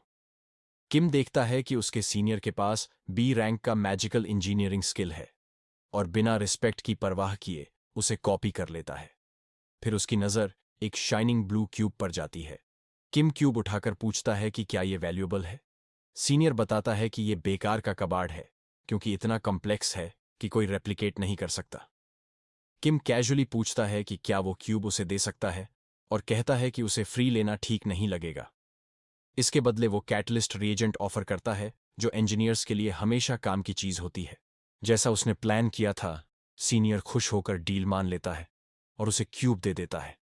साथ ही बोलता है कि इस डील के बारे में किसी को बताना मत। हमारा लड़का किम बाहर निकलते समय हंस रहा है, देख रहा है कि मूर्ख खुश होकर जश्न मना रहा है। उसे लगता है कि उसने 1000 पॉइंट्स वाले कैटलिस्ट के बदले बेसिकली बेकार चीज ले ली। अचानक उसके लिए एक ऑप्शनल क्वेस्ट आता है। किम तुरंत एक्सेप्ट कर देता है, भले ही ये थोड़ा हैसल वाला हो। लेकिन ज्यादातर लोगों को ये नहीं पता कि इस बेकार क्वेस्ट का reward actually S rank item है, जिसे कहते हैं क्यूब ऑफ लाइफ। किम, जिसने पहले 1000 एस रैंक कैरेक्टर्स रेज किए हैं, मना ट्रेनिंग रूम में जाता है, क्योंकि उसे पता है कि एक एक्सप्लॉइट है जिससे ये आइटम बिना अनोइंग क्वेस्ट लाइन के बना सकते हैं। वो अपनी copied B rank magic engineering skill को एम्प्लीफिकेशन स्किल की मदद से एस रैंक में अपग्रेड करता है और 10 गुणा 10 रूबिक्स क्यूब को सिर्फ 60 सेकंड में सॉल्व करने लगता है। नॉर्मली इसमें 3 दिन लगते, लेकिन किम सिर्फ 1 मिनट में काफी प्रोग्रेस कर लेता है।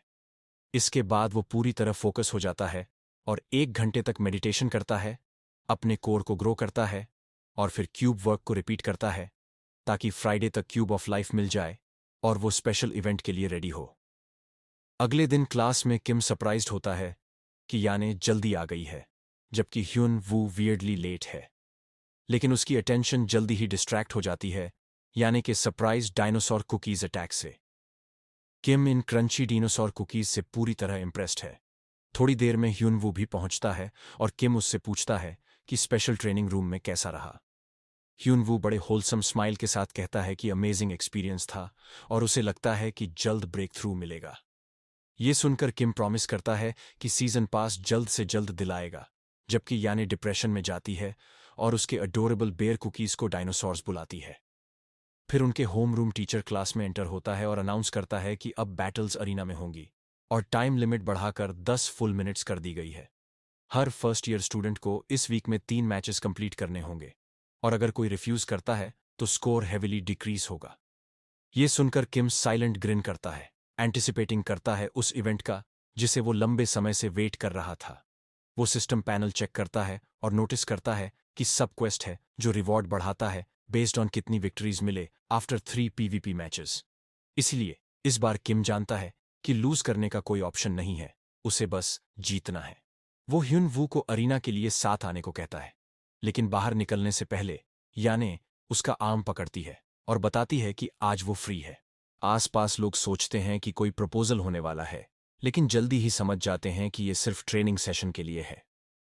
दोपहर में जब अरीना पूरी तरह खाली है और किम कैजुअली दोस्त के साथ मस्ती कर रहा है, तभी एक रेड हेयर्ड लड़का जी होंग आता है और मॉक करता है कि किम ने मिस सॉन्ग के खिलाफ बैटल फॉरफिट की थी। वो किम को कावर्ड कहता है, जिससे ह्यूनवू फिर से फायर्ड अप हो जाता है, लेकिन किम काल्म रहता है और एस्केलेशन रोकता है।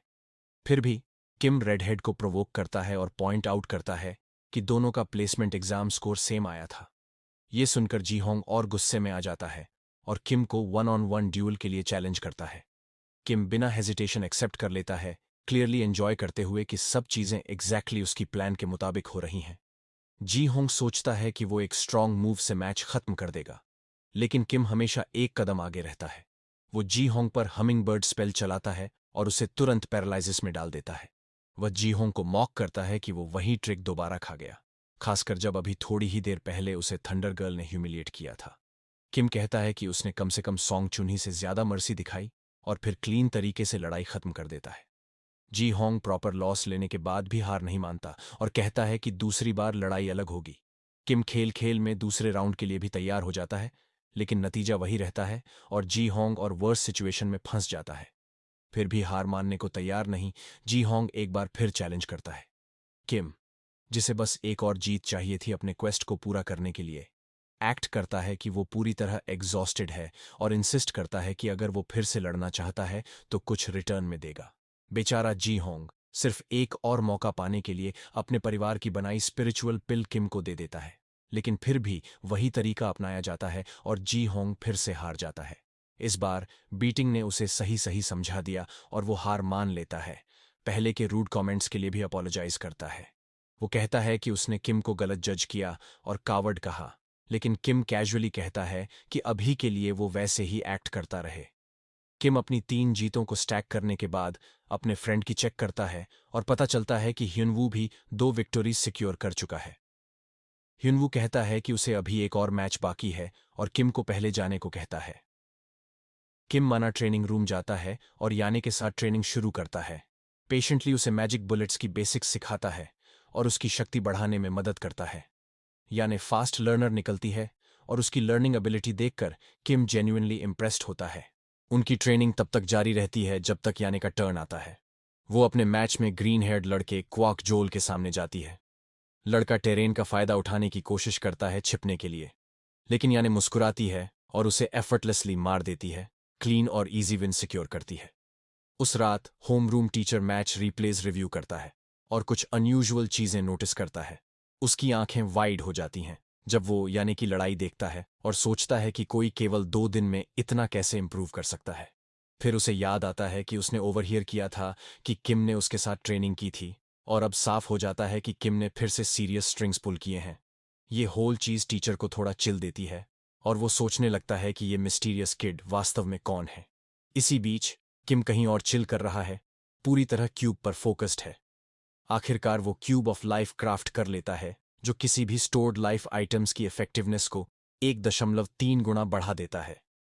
वो अपने आप पर प्राउड फील करता है क्योंकि उसकी हार्ड वर्क और इंटेंस मेडिटेशन ने उसका कोर रैंक भी डी तक अपग्रेड कर दिया। अब स्किल यूज करने में माना कंजम्पशन पहले जैसा पेनफुल नहीं रहेगा।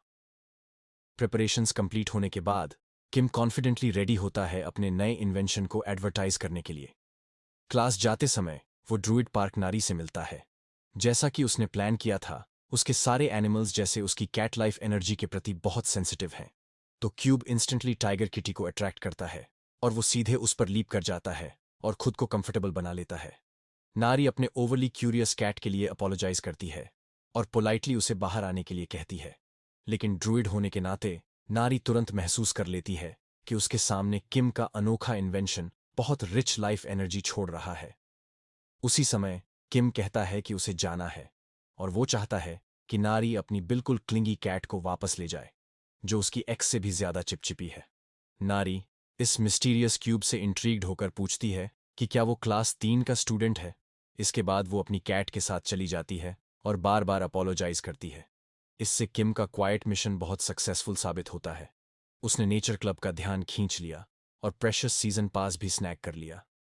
इसके बाद किम पूरी तरह तैयार हो जाता है अपने लंबे समय से इंतजार किए गए मेन इवेंट के लिए। क्लास में टीचर बोरिंग लेक्चर पढ़ रहा होता है, लेकिन किम बस 1 मिनट का इंतजार करता है जब तक इवेंट ट्रिगर नहीं होता। क्लास खत्म होते ही स्टूडेंट्स अनवाइंड करने लगते हैं और बातें करने लगते हैं। तभी अचानक एक डीप रेड ऑरा चमकता है और पल्सेटिंग ऑर्ब अचानक कहीं से प्रकट होता है। लाइटनिंग उस मिस्टीरियस ऑर्ब से इरप्ट होती है और हर स्टूडेंट को स्ट्राइक करती है। लेकिन पैनिक शॉर्ट लिव्ड रहता है क्योंकि ऑर्ब उतनी ही तेजी से गायब हो जाता है जितनी जल्दी आया था। पहले तो लोग सोचते हैं कि कुछ हुआ ही नहीं, लेकिन फिर नंबर्स उनके माथे पर प्रिंट होते हैं। किम इंस्टेंटली रिकॉग्नाइज कर लेता है कि ये है सरप्राइज इंस्पेक्शन बैन वेव। ये एडवांस्ड साईफाई मैजिक का इस्तेमाल करता है यह डिटेक्ट करने के लिए कि कौन कौन से स्टूडेंट्स के पास इलीगल या इनअप्रोप्रिएट आइटम्स हैं और उन्हें तुरंत लॉक कर देता है। किम इस हॉरिफाइंग स्क्रीचिंग साउंड से जेन्युइनली सरप्राइज्ड होता है। याने और हनवू बिल्कुल काम रहते हैं जैसे कुछ हुआ ही नहीं। किम देखता है कि एक लेम गाय पैनिक में है और इन्वेंट्री चेक कर रहा है। किम उसके पास जाकर कैजुअली पूछता है कि क्या उसके क्लब प्रेसिडेंट ने आज इंस्पेक्शन डे होने की बात नहीं कही थी। गाय रोते हुए कहता है कि टेक्निकली उसके पास कुछ इलीगल नहीं है, लेकिन उसके पास ऐसी चीजें हैं जो कोई भी आदमी कभी भी कैरी नहीं करना चाहिए। किम कैजुअली ऑफर करता है कि वह उसकी मदद कर सकता है। गाय को भरोसा ही नहीं होता कि किम कुछ कर सकता है, लेकिन जैसे ही किम आइटम वापस लेता है, वह डेस्परेटली पूछता है कि उसे सेव किया जाए और स्वेयर करता है कि वो कुछ भी करेगा किम की कहने पर। किम कामली बता देता है कि अब वो ऑफिशियली उसका फेवर ओ करता है और गाय तुरंत कंफर्म कर देता है। किम फिर कहता है कि वो अपने बैंडेड आइटम्स सुरक्षित रूप से क्यूब में रखे। गाय सस्पिशियसली क्यूरियस होता है कि क्या ये सेफ होगा। दोनों टेबल के नीचे छिपकर किम कहता है, या तो ले लो या छोड़ दो। जैसे ही फुटस्टेप्स करीब आती हैं, गाय पैनिक में आकर अपने सारे कॉन्ट्राबैंड क्यूब ऑफ लाइफ में डाल देता है। तभी चुन्ही एक्सप्लोसिव एंट्रेंस मारती है और सभी को रोकने के लिए चिल्लाती है। वह तुरंत नोटिस करती है कि कुछ लड़के टेबल के नीचे छिपे हैं और पूछती हैं कि वे क्या छुपा रहे हैं। किम कैजुअली उठकर रिप्लाई करता है कि वो सिर्फ प्राइवेट बॉयज टॉक कर रहे हैं और ये उसका बिजनेस नहीं है। जो लड़के के माथे पर नंबर है वह बैकअप देता है कि उन्होंने कुछ भी सस्पिशियस नहीं किया। लेकिन चुन्ही कहती है कि गाय अपनी पॉकेट्स खाली करे और जो भी स्केची ट्रैश है बाहर निकाले। फिर वो किम की तरफ मुड़ती है और कहती है कि वह भी अपने हिडन आइटम्स बाहर लाए।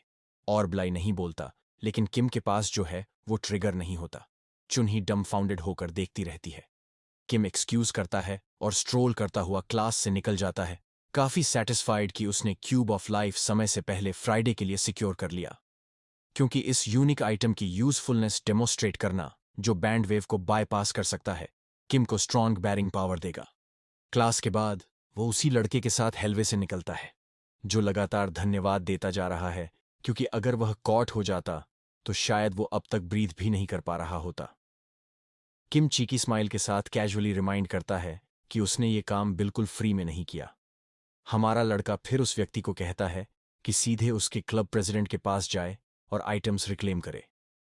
गाय नर्वसली बताता है कि उसकी बॉस एक्चुअली उसे देखने का इंतजार कर रही थी। दरअसल थीव्स गिल्ड पूरे ड्रैगन स्लेयर एकेडमी में सारे इलीगल आइटम्स मूव करने की जिम्मेदार है। जैसे ही लड़का डोर पर पहुंचता है, वह क्लूलेसली बॉस को हाई कहता है, और बॉस, जिसका नाम गुओंग है, उसे सीधे फेस में किक मार देती है क्योंकि उसने उसे ऑफ डे पर काम पर लगाया।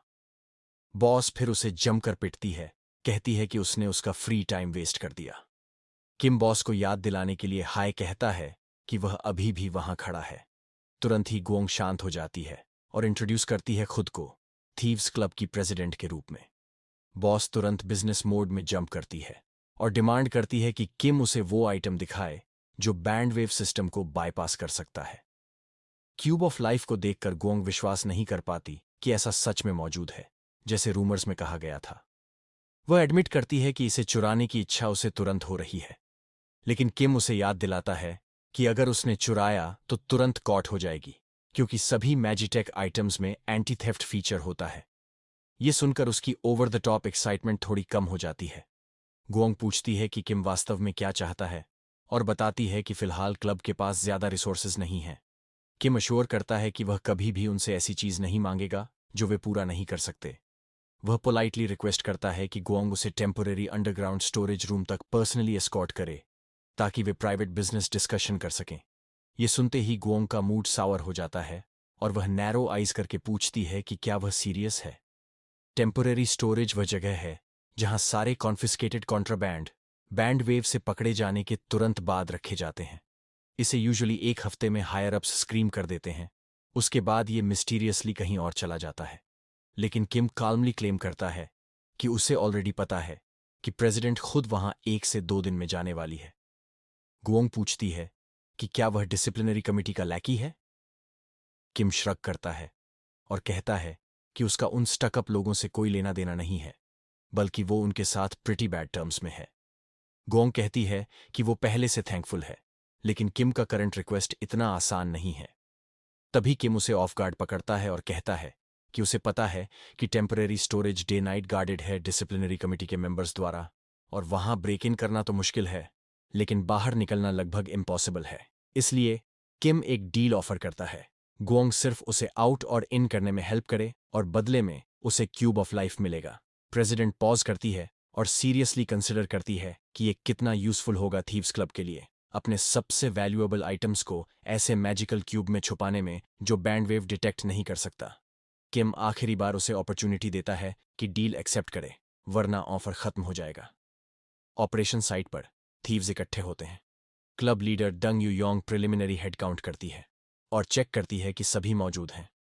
सभी अकाउंटेड हैं, लेकिन थीव्स थोड़ा कंफ्यूज्ड हैं क्योंकि एक अननोन रुकी भी मौजूद है। गुओंग अपने मेंबर्स को ज्यादा इन्फो नहीं देती और बस कहती है कि ये किड मदद करने आया है। नेचुरली सीनियर थीव्स स्केप्टिकल हैं क्योंकि जॉब पहले ही रिस्की है। रुकी का एडिशन और कॉम्प्लिकेशन ला सकता है। डेवन, क्लब की टेक गर्ल, और आउटसाइड सपोर्ट वेरीफाई करती हैं कि प्रिपरेशंस कंप्लीट हैं। अंतिम सलाह के तौर पर लीडर ने किम्हो को चेतावनी दी कि कोई भी कदम उठाते समय बिल्कुल भी स्टैंड आउट न करें। वंस अंदर पहुंच गए, उनकी प्राथमिकता रेयर स्मॉल आइटम्स हासिल करना है। थीव्स क्लब ने अपने पैरों में शैडोवी पावर्स इन्फ्यूज की और धीरे धीरे चार्ज किया। ये टेक्निक साइलेंट स्टेप्स कहलाती है, एक handy B rank movement skill. चूंकि किम्हो ने क्यूब ऑफ लाइफ बना लिया था, वह अब अपनी मैजिक इंजीनियरिंग स्किल को हटाकर जरूरी स्टेल्थ स्किल एक्टिवेट कर सकता था। इसे एग्जीक्यूट करना इतना आसान था कि सिर्फ क्लब के लोग इसे करते हुए दिखाई दे रहे थे। इस बीच सोल गार्ड जो एंट्रेंस पर था, बिल्कुल तैयार नहीं था। अचानक उसने अपने चारों ओर अजीब तितलियों को उड़ते देखा। जब उसे एहसास हुआ कि कुछ फिशी है, बटरफ्लाइज पहले ही डिटोनेट हो चुकी थीं और शेडो फ्लाइट के जरिए रिस्ट्रिक्टिव सब्सटेंस में बदल गई थीं। ये बिल्कुल रोप और गग की तरह काम कर गई, जिससे अनप्रिपेयर्ड गार्ड्स को बिना गंभीर चोट पहुंचाए रोकना आसान हो गया। पुराने बिल्डिंग की तीसरी मंजिल में सीक्रेटली बहुत सारे कॉन्फिस्केटेड ट्रेजर्स रखे गए थे। अथॉरिटीज ने यहां काफी सिक्योरिटी स्पेल्स भी लगाई थीं। कुछ ट्रैप्स बाईपास करने के बाद ग्रुप को एक पेट्रोलिंग गार्ड ने स्पॉट कर लिया। पेट्रोल ने स्टाफ रेज करने की कोशिश की, लेकिन थीफ ट्विंस ने उसे तुरंत टाई कर न्यूट्रलाइज कर दिया। इसके बाद और गार्ड्स मिले और ग्रुप एफिशिएंटली और स्विफ्टली उनके साथ डील करती है, बिना अनावश्यक रक्तपात के।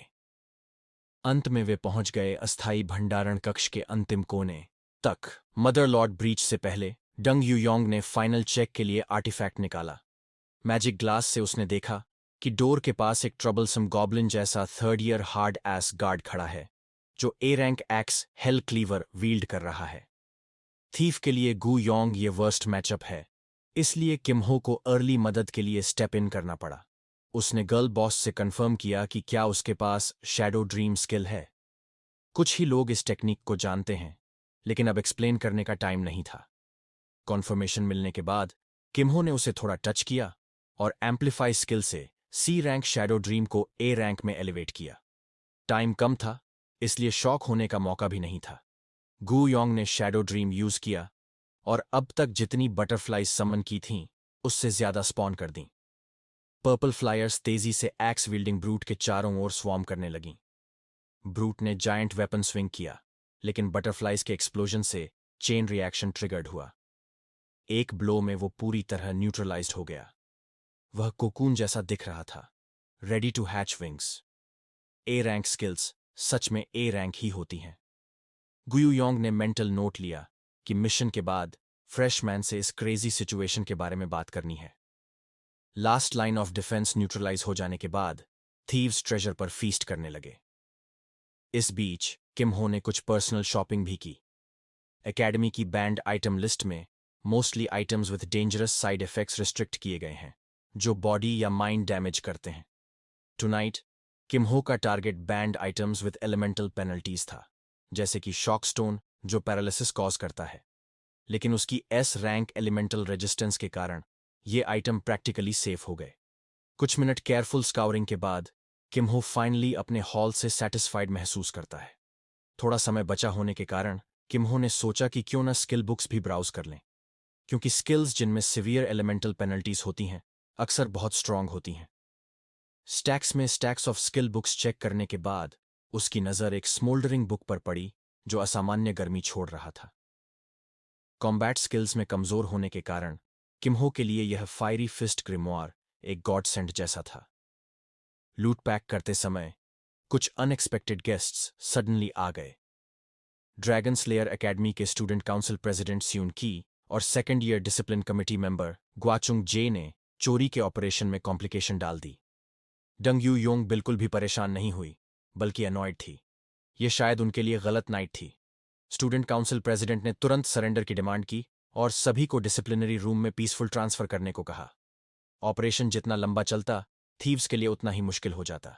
ऐसे में ग्यू योंग ने कंटिंजेंसी प्लान निकाला और अपने लोगों को स्प्लिट अप और एस्केप करने का आदेश दिया। उसने जमीन में कुछ डंप किया, जिससे शैडो हेवन बन गया, जो कुछ मिनटों के लिए एलाइज को कंसील करता था। यही समय उन्हें एस्केप करने के लिए पर्याप्त था, लेकिन ग्वाचुंग जाय ने डिविनेशन क्रिस्टल निकालकर थीव्स को अभी भी बिल्डिंग में फंसे होने का पता लगाया। सिक्योरिटी टीम को सूचना भेजते ही ओल्ड बिल्डिंग से निकलना और भी कठिन हो गया। रास्ते में किमहो के सामने अचानक एक बड़ा बोल्डर आया। थैंकफुली उसकी रिफ्लेक्सेस इतनी तेज थीं कि वह डॉज कर गया। ग्वाचुंग जाय ने कॉर्नर से काल्मली बाहर आते हुए उसकी तारीफ की कि वह मेरे हमले से बच गया। संजय को पता था कि ये थीव्स क्लब के ज्यादातर सदस्यों को जानते हैं, लेकिन यह ब्लैक हेयर्ड किड उन्हें बिल्कुल अननोन था, शायद फ्रेशमैन। किमहो ने वर्बल रिस्पॉन्स तक नहीं दिया। अथॉरिटीज के सामने अपनी आवाज छुपाने की समझ रखने वाला वह इतना स्मार्ट था कि ग्वाचुंग जाय भी रिस्पेक्ट करता है। अगर वो बोलेगा नहीं, तो सरेंडर करना ऑफ द टेबल है। ग्राउंड पर शार्प स्टोन पाइक्स प्रोट्रूड कर रहे थे, किमहो को डिस्टेबलाइज करने के लिए। गैप क्लोज करते हुए उसने इलेक्ट्रिक हमिंगबर्ड समन किया। ग्वाचुंग जाय ने टंग क्लिक किया और ट्री रूट से स्टोन कैनन्स समन किए। कैनन बॉल्स की बैराज से थीफ को मारने की कोशिश की, लेकिन हमिंगबर्ड ग्रेसफुली कैनन बॉल्स के बीच ड्रिफ्ट कर गया। ग्वाचुंग जाय ने कभी बर्ड कंट्रोल इतना अच्छा नहीं देखा था। अगर उसने डिफेंसिव स्पेल एडवांस में नहीं लगाया होता, तो सिचुएशन उसके लिए फेटल हो सकती थी। फ्रेशमैन थीफ ने साइलेंट स्टेप्स से उसके पास से भाग निकला, लेकिन दुर्भाग्य से एस्केप का रास्ता सिर्फ वही था, और वह किल ट्रैप से भरा हुआ था, रॉक कैनन्स की ओर। ग्वाचुंग जाय ने एक और बैराज डेटोनेट की, जैसे यह फ्रेशमैन को सबक सिखाने के लिए हो। अब तक किसी ने भी उसके प्लान्ड हिट्स सर्वाइव नहीं किए थे, लेकिन किम हो तैयार था। जैसे ही सुनुंगजाय टेम्परेचर बढ़ता देख पसीना पसीना हो गया, उसने ट्रिपल ब्लडस्टोन वॉल बनाने में अपनी सारी माना लगाई। ये डिफेंसिव टेक्निक किम हो के फॉरबिडन स्किल के सामने पेपर थिन साबित हुई। किम हो ने इन्फर्नो फिस्ट एग्जीक्यूट किया, मास्टरी के साथ वॉल को टीयर किया और सुनुंगजाय को फ्ली करने पर मजबूर कर दिया। इस बार उसने लक से सक्सीड किया, लेकिन कंट्रोलिंग फॉरबिडन स्किल इतना आसान नहीं था। खासकर पावर लेवल को मैनेज करना कठिन साबित हो रहा था। थैंकफुली किम हो ने थोड़ा पीछे हटकर किसी को गंभीर चोट पहुंचाने से बचाया। स्कूल शायद इस पर ध्यान नहीं देगा, लेकिन एमरल्ड मैजिक टावर और डिसिप्लिनरी कमिटी चुप नहीं बैठेंगे। ये नोजी लोग अपनी ओवरटाइम शिफ्ट लगाकर किम हो की आइडेंटिटी अनकवर करने की कोशिश करेंगे, लेकिन उन्हें कुछ भी एविडेंस नहीं मिलेगा। अचानक कमोशन की वजह से फुटस्टेप्स सुनाई दी। यह किम हो के लिए एग्जिट का क्यू था। उसने साइलेंटली बैटलफील्ड छोड़ दिया। अगले दिन कुछ लोग स्टूडेंट डिसिप्लिनरी कमिटी के रूम ऑफ ट्रूथ में एस्कॉर्टेड किए गए। दंग युयांग हॉट सीट पर बैठी इनोसेंस प्ले करते हुए एक्टिंग कर रही थी। इतने लंबे कस्टडी के बाद उसने स्टूडेंट काउंसिल प्रेसिडेंट को दबा दिया और रूम छोड़ दी। इंटरोगेशन की अगली रिस्पॉन्सिबिलिटी कमिटी चीफ आउन ने ली। उन्होंने जेंटल अप्रोच अपनाई और टेम्पररी स्टोरेज आइटम लेजर गू योंग को सौंपा। गू योंग पेजेस में छुपे छोटे लेकिन वैल्यूएबल आइटम्स देखकर इंटरनली किम हो को थैंक्स कह रही थी। पेज आफ्टर पेज उसकी क्लब ने आइटम्स पॉकेट किए। कमिटी चीफ और बाकी लोग कल्प्रिट जानते थे, लेकिन मेथड नहीं जानते। कॉन्क्रीट एविडेंस भी नहीं था। जैसा कि हमेशा होता है, गू योंग ने एक्यूजेशंस फर्मली डिनाई किए। अगर बिना एविडेंस किसी पर केस बनाना पड़े तो वह होल्ड नहीं करेगा। फिलहाल चीफ सिर्फ वीक डिसिप्लिनरी एक्शन दे सकता था मेन कल्प्रिट को।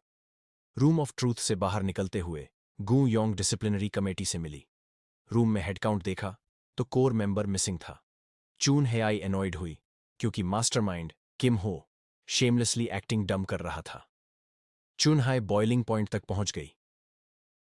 उनके किसी थीफ ने इन्फर्नो फिस्ट जैसे डेंजरस स्किल से सीनियर ग्वाचुंगजाय को इन्फर्मरी भेज दिया। असल में गू योंग को पता नहीं था कि वो किसकी बात कर रही थी, लेकिन गेस करे तो उस ऑपरेशन में केवल एक ही था जो फॉरबिडन टेक्निक इस्तेमाल कर सकता था, यानी किम हो। इंटरोगेशन खत्म होने के बाद क्लब लीडर सीधे क्लब गई और किम हो के हाथ चेक किए। सरप्राइजिंगली हाथ बिल्कुल ठीक थे, कोई बर्न मार्क्स नहीं। किम हो ने छुपाने की जरूरत नहीं समझी कि वही हॉस्पिटलाइज्ड गाय रिस्पॉन्सिबल था। अब बात आई लूट की। किम हो ने जो ट्रेजर्स लाइफ क्यूब में सेफली स्टोर किए थे, उन्हें देखकर गू योंग की आंखें चमक उठीं। उसने कभी इतने सारे रंग बिरंगे ट्रेजर्स नहीं देखे थे। इस बाउंटीफुल हार्वेस्ट के बाद डील पूरी मानी गई। जैसे ही किम हो जाने वाला था, गू योंग ने उसे थीव्स क्लब में ज्वाइन करने का प्रॉपर इन्विटेशन दिया। उसने प्रॉमिस की कि रुकी को संभालेगी अगर वो अग्री करे। लास्ट नाइट उसने किम हो में एरोगेंस और ग्रीड देखी थी। उसके लिए यह बॉय परफेक्ट थीफ का एम्बॉडीमेंट था। ये सुनने में इंसल्ट जैसा लगता हो, लेकिन उसके प्रेज के हिसाब से यह बड़ा कॉम्प्लीमेंट था। लेकिन किम हो ने रिक्रूटमेंट ऑफर पास कर दिया। उसने सोचा कि यह गर्ल सिर्फ लाइफ क्यूब के लिए इंटरेस्टेड है। किम हो ऑलरेडी प्लान कर रहा था कि यह आइटम बेच देगा। सबसे जरूरी उसकी जरूरत थी special practice room season passes. लगभग बैंडवेव इम्यूनिटी तो बस बोनस था। क्यूब की रियल स्ट्रेंथ उसकी कोर एबिलिटी में थी। किम हो ने प्रॉमिस किया कि वह आइटम डिस्क्रिप्शन रिवील करेगा, लेकिन बदले में उसे सिर्फ एक छोटा फेवर चाहिए। असल में किम हो बस मैजिटेक क्लब के हेड को मैसेज भेजना चाहता था। न्यूज अबाउट एक फ्रेशमैन कंप्लीटिंग अ 10 गुना 10 गुना 10 क्यूब। गू योंग ने किम हो की बात मान ली और बिल्कुल हैरान रह गई जब उसने देखा कि लाइफ क्यूब वास्तव में क्या कर सकता है। यह स्टोर लाइफ आइटम्स के इफेक्ट्स को 1.3 गुना बढ़ा देता है, और कुछ फैक्शंस में बस्टेड इसे किसी भी कीमत पर बेच देंगे। क्यूब को दिखाने के बाद भी गू योंग ने किम हो से आग्रह किया कि वह उनकी इनविटेशन पर विचार करे। वो उसकी एबिलिटीज और पोटेंशियल को भी बहुत महत्व देती है। किम हो ने वादा किया कि वह इस पर सोचकर जवाब देगा। वीकेंड बीत गया और डिसिप्लिनरी कमेटी की गर्मी थोड़ी ठंडी हो गई। अब मंडे मॉर्निंग था और किम हो अपनी क्लास की ओर जा रहा था। उसके साथ परमानेंटली लेथार्जिक सीओ थी, जो जैसे ज़ॉम्बी की तरह मूव कर रही थी। जैसे ही वे क्लास के करीब पहुंचे, किम हो को लगने लगा कि उसे एमरल्ड मैजिक टावर और नेचर क्लब के कुछ ब्रैट्स टेल कर रहे हैं। वह ज्यादा केयर नहीं करता था, लेकिन न्यूसेंस को जल्दी खत्म करना ही कम परेशानी वाला तरीका था। उसने यैन को क्लास जाने दिया और खुद पीछे रहकर उन रैट्स को क्लीन अप करने का फैसला किया। सीओ ने भी चुपचाप इसे ऑब्जर्व किया, लेकिन उसने भी नोटिस किया कि दो स्नूप्स हैं जो छुपकर टेल कर रहे हैं। किम हो ने तुरंत उनका सामना किया। गर्ल थोड़ी अलार्म्ड थी। बॉय एरोगेंटली प्लीज था कि कन्फ्रंटेशन इनिशिएट करने का झंझट बच गया।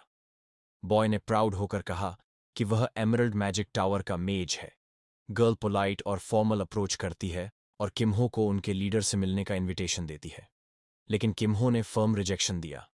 अगर टावर लीडर को उससे कुछ चाहिए तो लीडर खुद आए, लैकीज भेजने की जरूरत नहीं। बॉय खुश हुआ कि किम्हो कोऑपरेट नहीं कर रहा और ग्लव पहनकर किसी को हिट करने के लिए तैयार था। किम्हो ने बिना मौका दिए हमिंगबर्ड समन किया। हमिंगबर्ड ने ग्रीन रैट को पूरी तरह पैरालाइज कर दिया। रैट कन्वल्स करने लगा, हेल्पलेस हो गया। मिस रैट को समझ नहीं आया कि क्या करे। अगर ये लड़ाई चाहती है तो किम्हो हमेशा रेडी रहता है, लेकिन मिस रैट ने जल्दी ही समझ लिया कि उसका कोई चांस नहीं है। उसने अपोलोजाइज किया और किम्हो ने पीछा नहीं किया। कम से कम एक रैट ने यह समझ लिया कि कब क्विट करना है। मिस रेट को लगा कि किम्हो के बारे में र्यूमर कोवर्ड गलत हैं। मिस्टर रेट ने सोचा कि किम्हो बस लकी था और रिवेंज प्लान कर रहा था, लेकिन रिवेंज शुरू करने से पहले मैजिक बुलेट ने मिस्टर रैट के स्कल के पीछे स्ट्राइक किया। मिस रैट डर कर सराउंडिंग स्कैन करने लगी, लेकिन जल्दी ही उसने भी हेडशॉट खाया। इस तरह एमरल्ड मैजिक टावर के रिप्रेजेंटेटिव्स न्यूट्रलाइज कर दिए गए। क्लास में इंस्ट्रक्टर ने बताया कि डंजन्स रिसोर्स ड्रेनिंग होते हैं और running out of resources failure के बराबर है। सियोन अपनी सीट पर लेट पहुंची, शायद बाहर किसी टारगेट को स्नाइपिंग करने में बिजी होने के कारण। इंस्ट्रक्टर ने अनाउंस किया कि next raid test time attack format में होगा। Surface level dungeons practice mode में मल्टीपल टाइम्स चैलेंज किए जा सकते हैं। रियल रेड में केवल 1 शॉट मिलेगा। टाइम अटैक 5 मिनट में टारगेट रेस्ट और टोटम डिस्ट्रॉय करना होगा। स्टूडेंट्स को एनकरेज किया गया कि वे सबसे एफिशिएंट राउट प्रैक्टिस करें। सिंस यह ड्यूओ चैलेंज है, शिन बुंगचुल ने ऑटोमेटिकली लास्ट एग्जाम की टॉप स्कोरर गाउन बुनवू को पार्टनर चुना। किम्हो ने अप्रूव किया कि उसका पार्टनर पहले से डिसाइडेड है। सियो यान ने क्लिंग करते हुए डिक्लेयर किया कि वे अब पेयर हैं। एमरल्ड मैजिक टावर की प्रतिक्रिया मिस और मिस्टर रैट के पनिशमेंट के बाद कहानी एमरल्ड मैजिक टावर की तरफ मुड़ती है। वहां एक स्मूथ हेड गाय है जिसे ट्रीज कंट्रोल करने की पावर है। वो अपने लैकी पर फ्रस्ट्रेशन निकाल रहा है क्योंकि उसका भाई डिसिप्लिनरी ऑफिसर चोरों से बीटन हो गया था।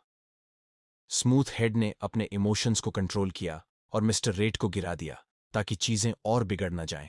वो अपने वुडन थ्रोन पर बैठा बैड प्रेमोनिशन महसूस कर रहा था। एमरल्ड मैजिक टावर का प्रेसिडेंट माच जुंग हुआ नेचर क्लब की प्रेसिडेंट हासुयान की सलाह पर कुख्यात किम हो से मिलने का प्लान बना रहा है। टावर की रेप्यूटेशन बहुत लो हो गई है। शायद किम हो और उसके क्यूब को पकड़कर थोड़ी रिकवरी हो सकती है। युंग हा सोच रहा है कि क्यूब को लेकर एमरल्ड को इंसल्ट करने के लिए पेमेंट लिया जाए। मिस्टर रेट अपनी पिछली गलती सुधारने के लिए फिर से मिशन लेने के लिए वॉलंटियर करता है। उसने इंसिस्ट किया कि पिछली बार सिर्फ केयरलेस था। युंग हा उसे मौका देने के लिए तैयार था, लेकिन फेलियर इक्वल्स क्लब से एक्सपल्शन। मिस्टर रैट कॉन्फिडेंट होकर मिशन एक्सेप्ट करता है। मच जुंग हुआ उसे गोलेम देने के लिए भी तैयार हो जाती है ताकि किम हो जैसे फ्रेशमैन को क्रश किया जा सके।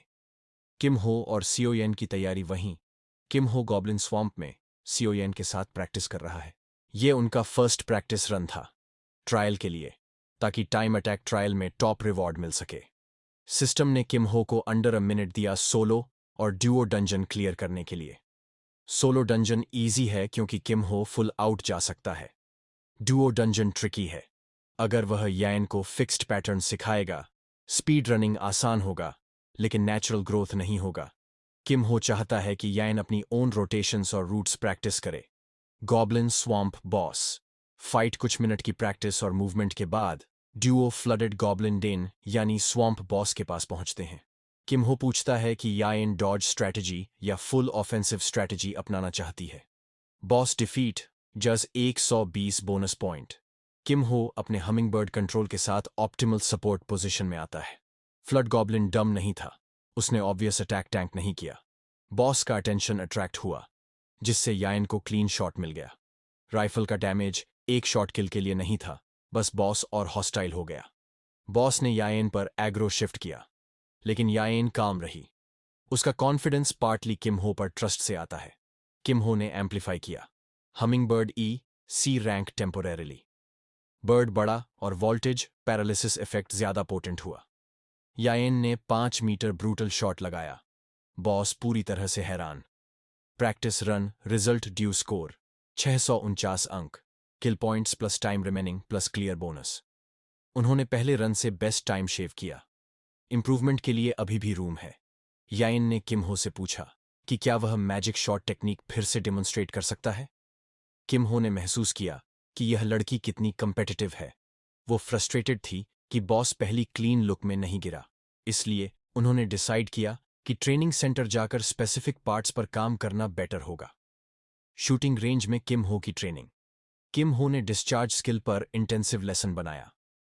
अभी एसईओ या की माना शॉट्स की क्वालिटी अच्छी है, लेकिन वो उन्हें सिर्फ टूल्स की तरह इस्तेमाल कर रही है। उनकी फुल पोटेंशियल वेस्ट हो रही है। डिस्चार्ज स्किल का डेमो। किम हो ने मैजिक बुलेट बनाया और अपने हाथ को मनी गन की तरह प्रेजेंट किया। इससे उसने क्विक मनी रिलीज का टाइमिंग और कंट्रोल दिखाया। यह तरीका नॉर्मल मैना शॉट जैसा है, लेकिन छोटे एडजस्टमेंट सीखने से टेक्निक और पावर दोनों ड्रास्टिकली इंप्रूव हो सकते हैं। एसईओ या ने किम हो के फिंगर गन डेमो को एम्यूलेट करने की कोशिश की, लेकिन बुलेट उल्टा चला गया।